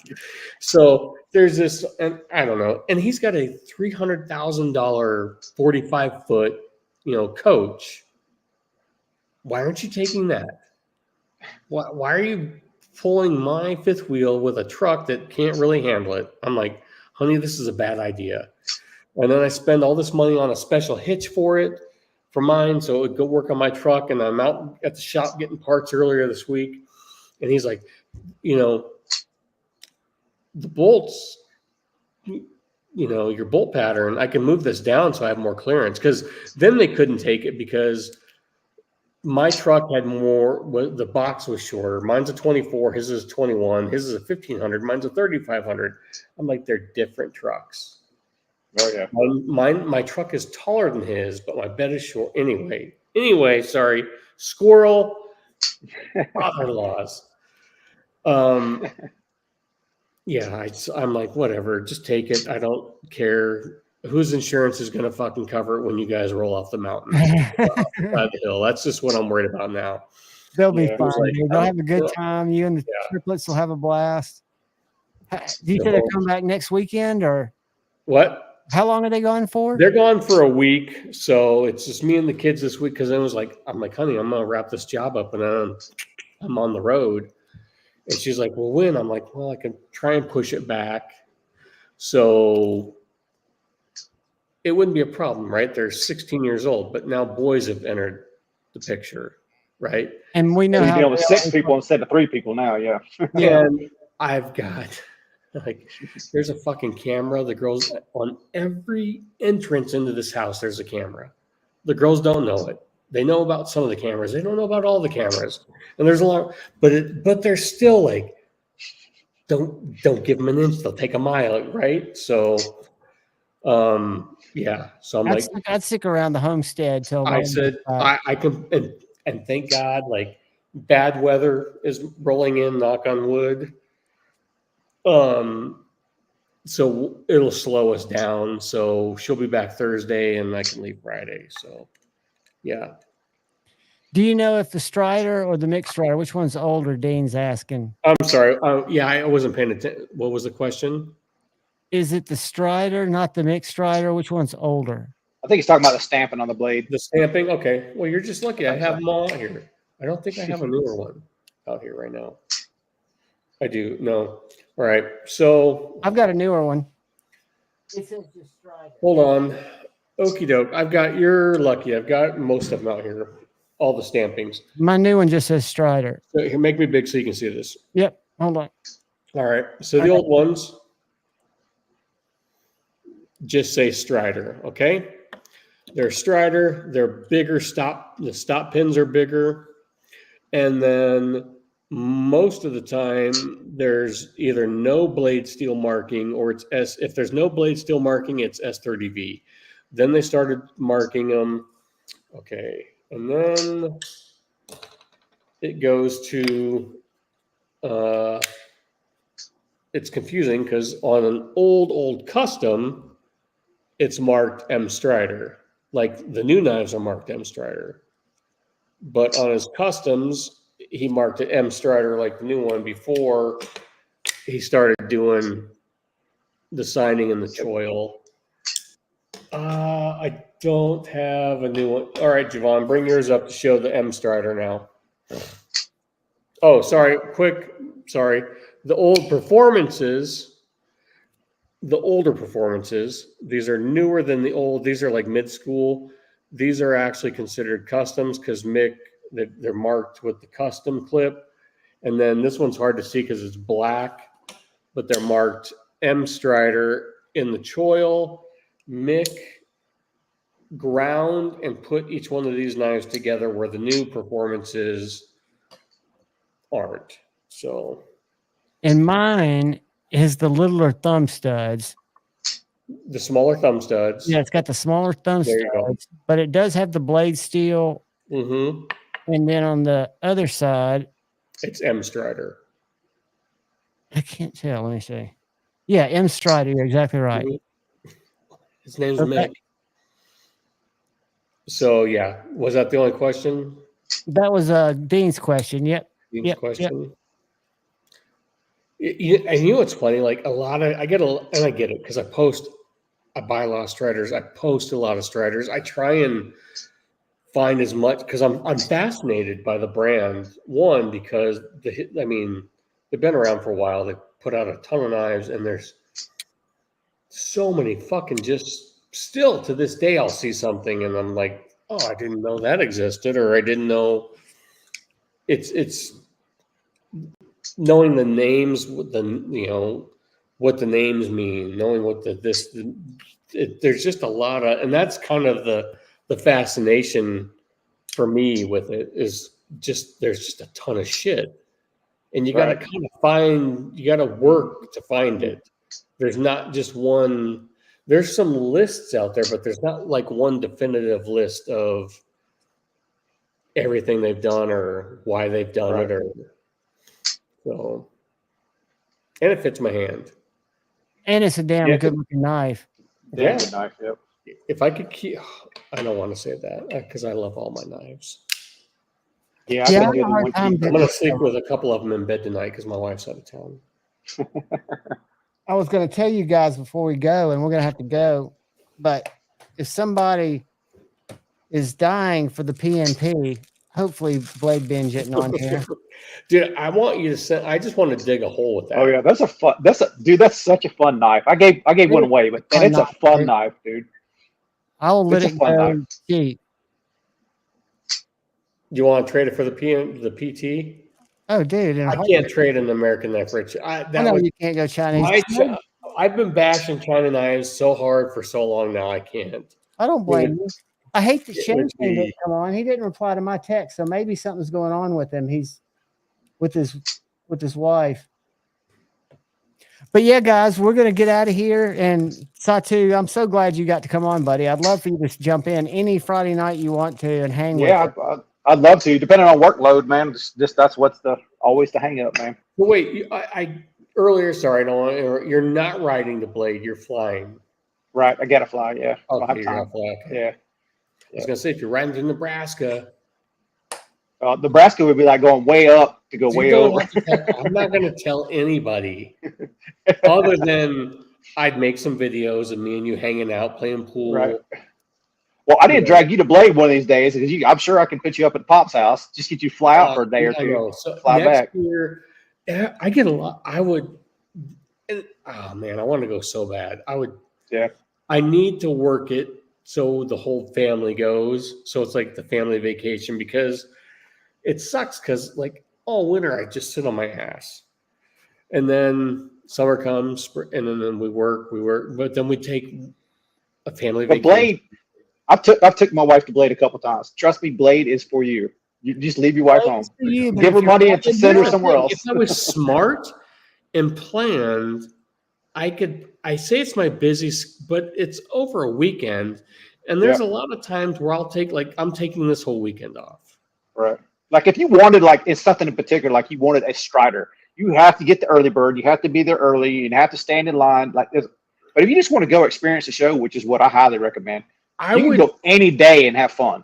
There's no way you're not going to have fun. I would like to get a Strider custom at table price. That's probably one of those stand in line and run to this booth. Yeah, I don't want to. That's not my style, man. I would just I would like to just be able to get,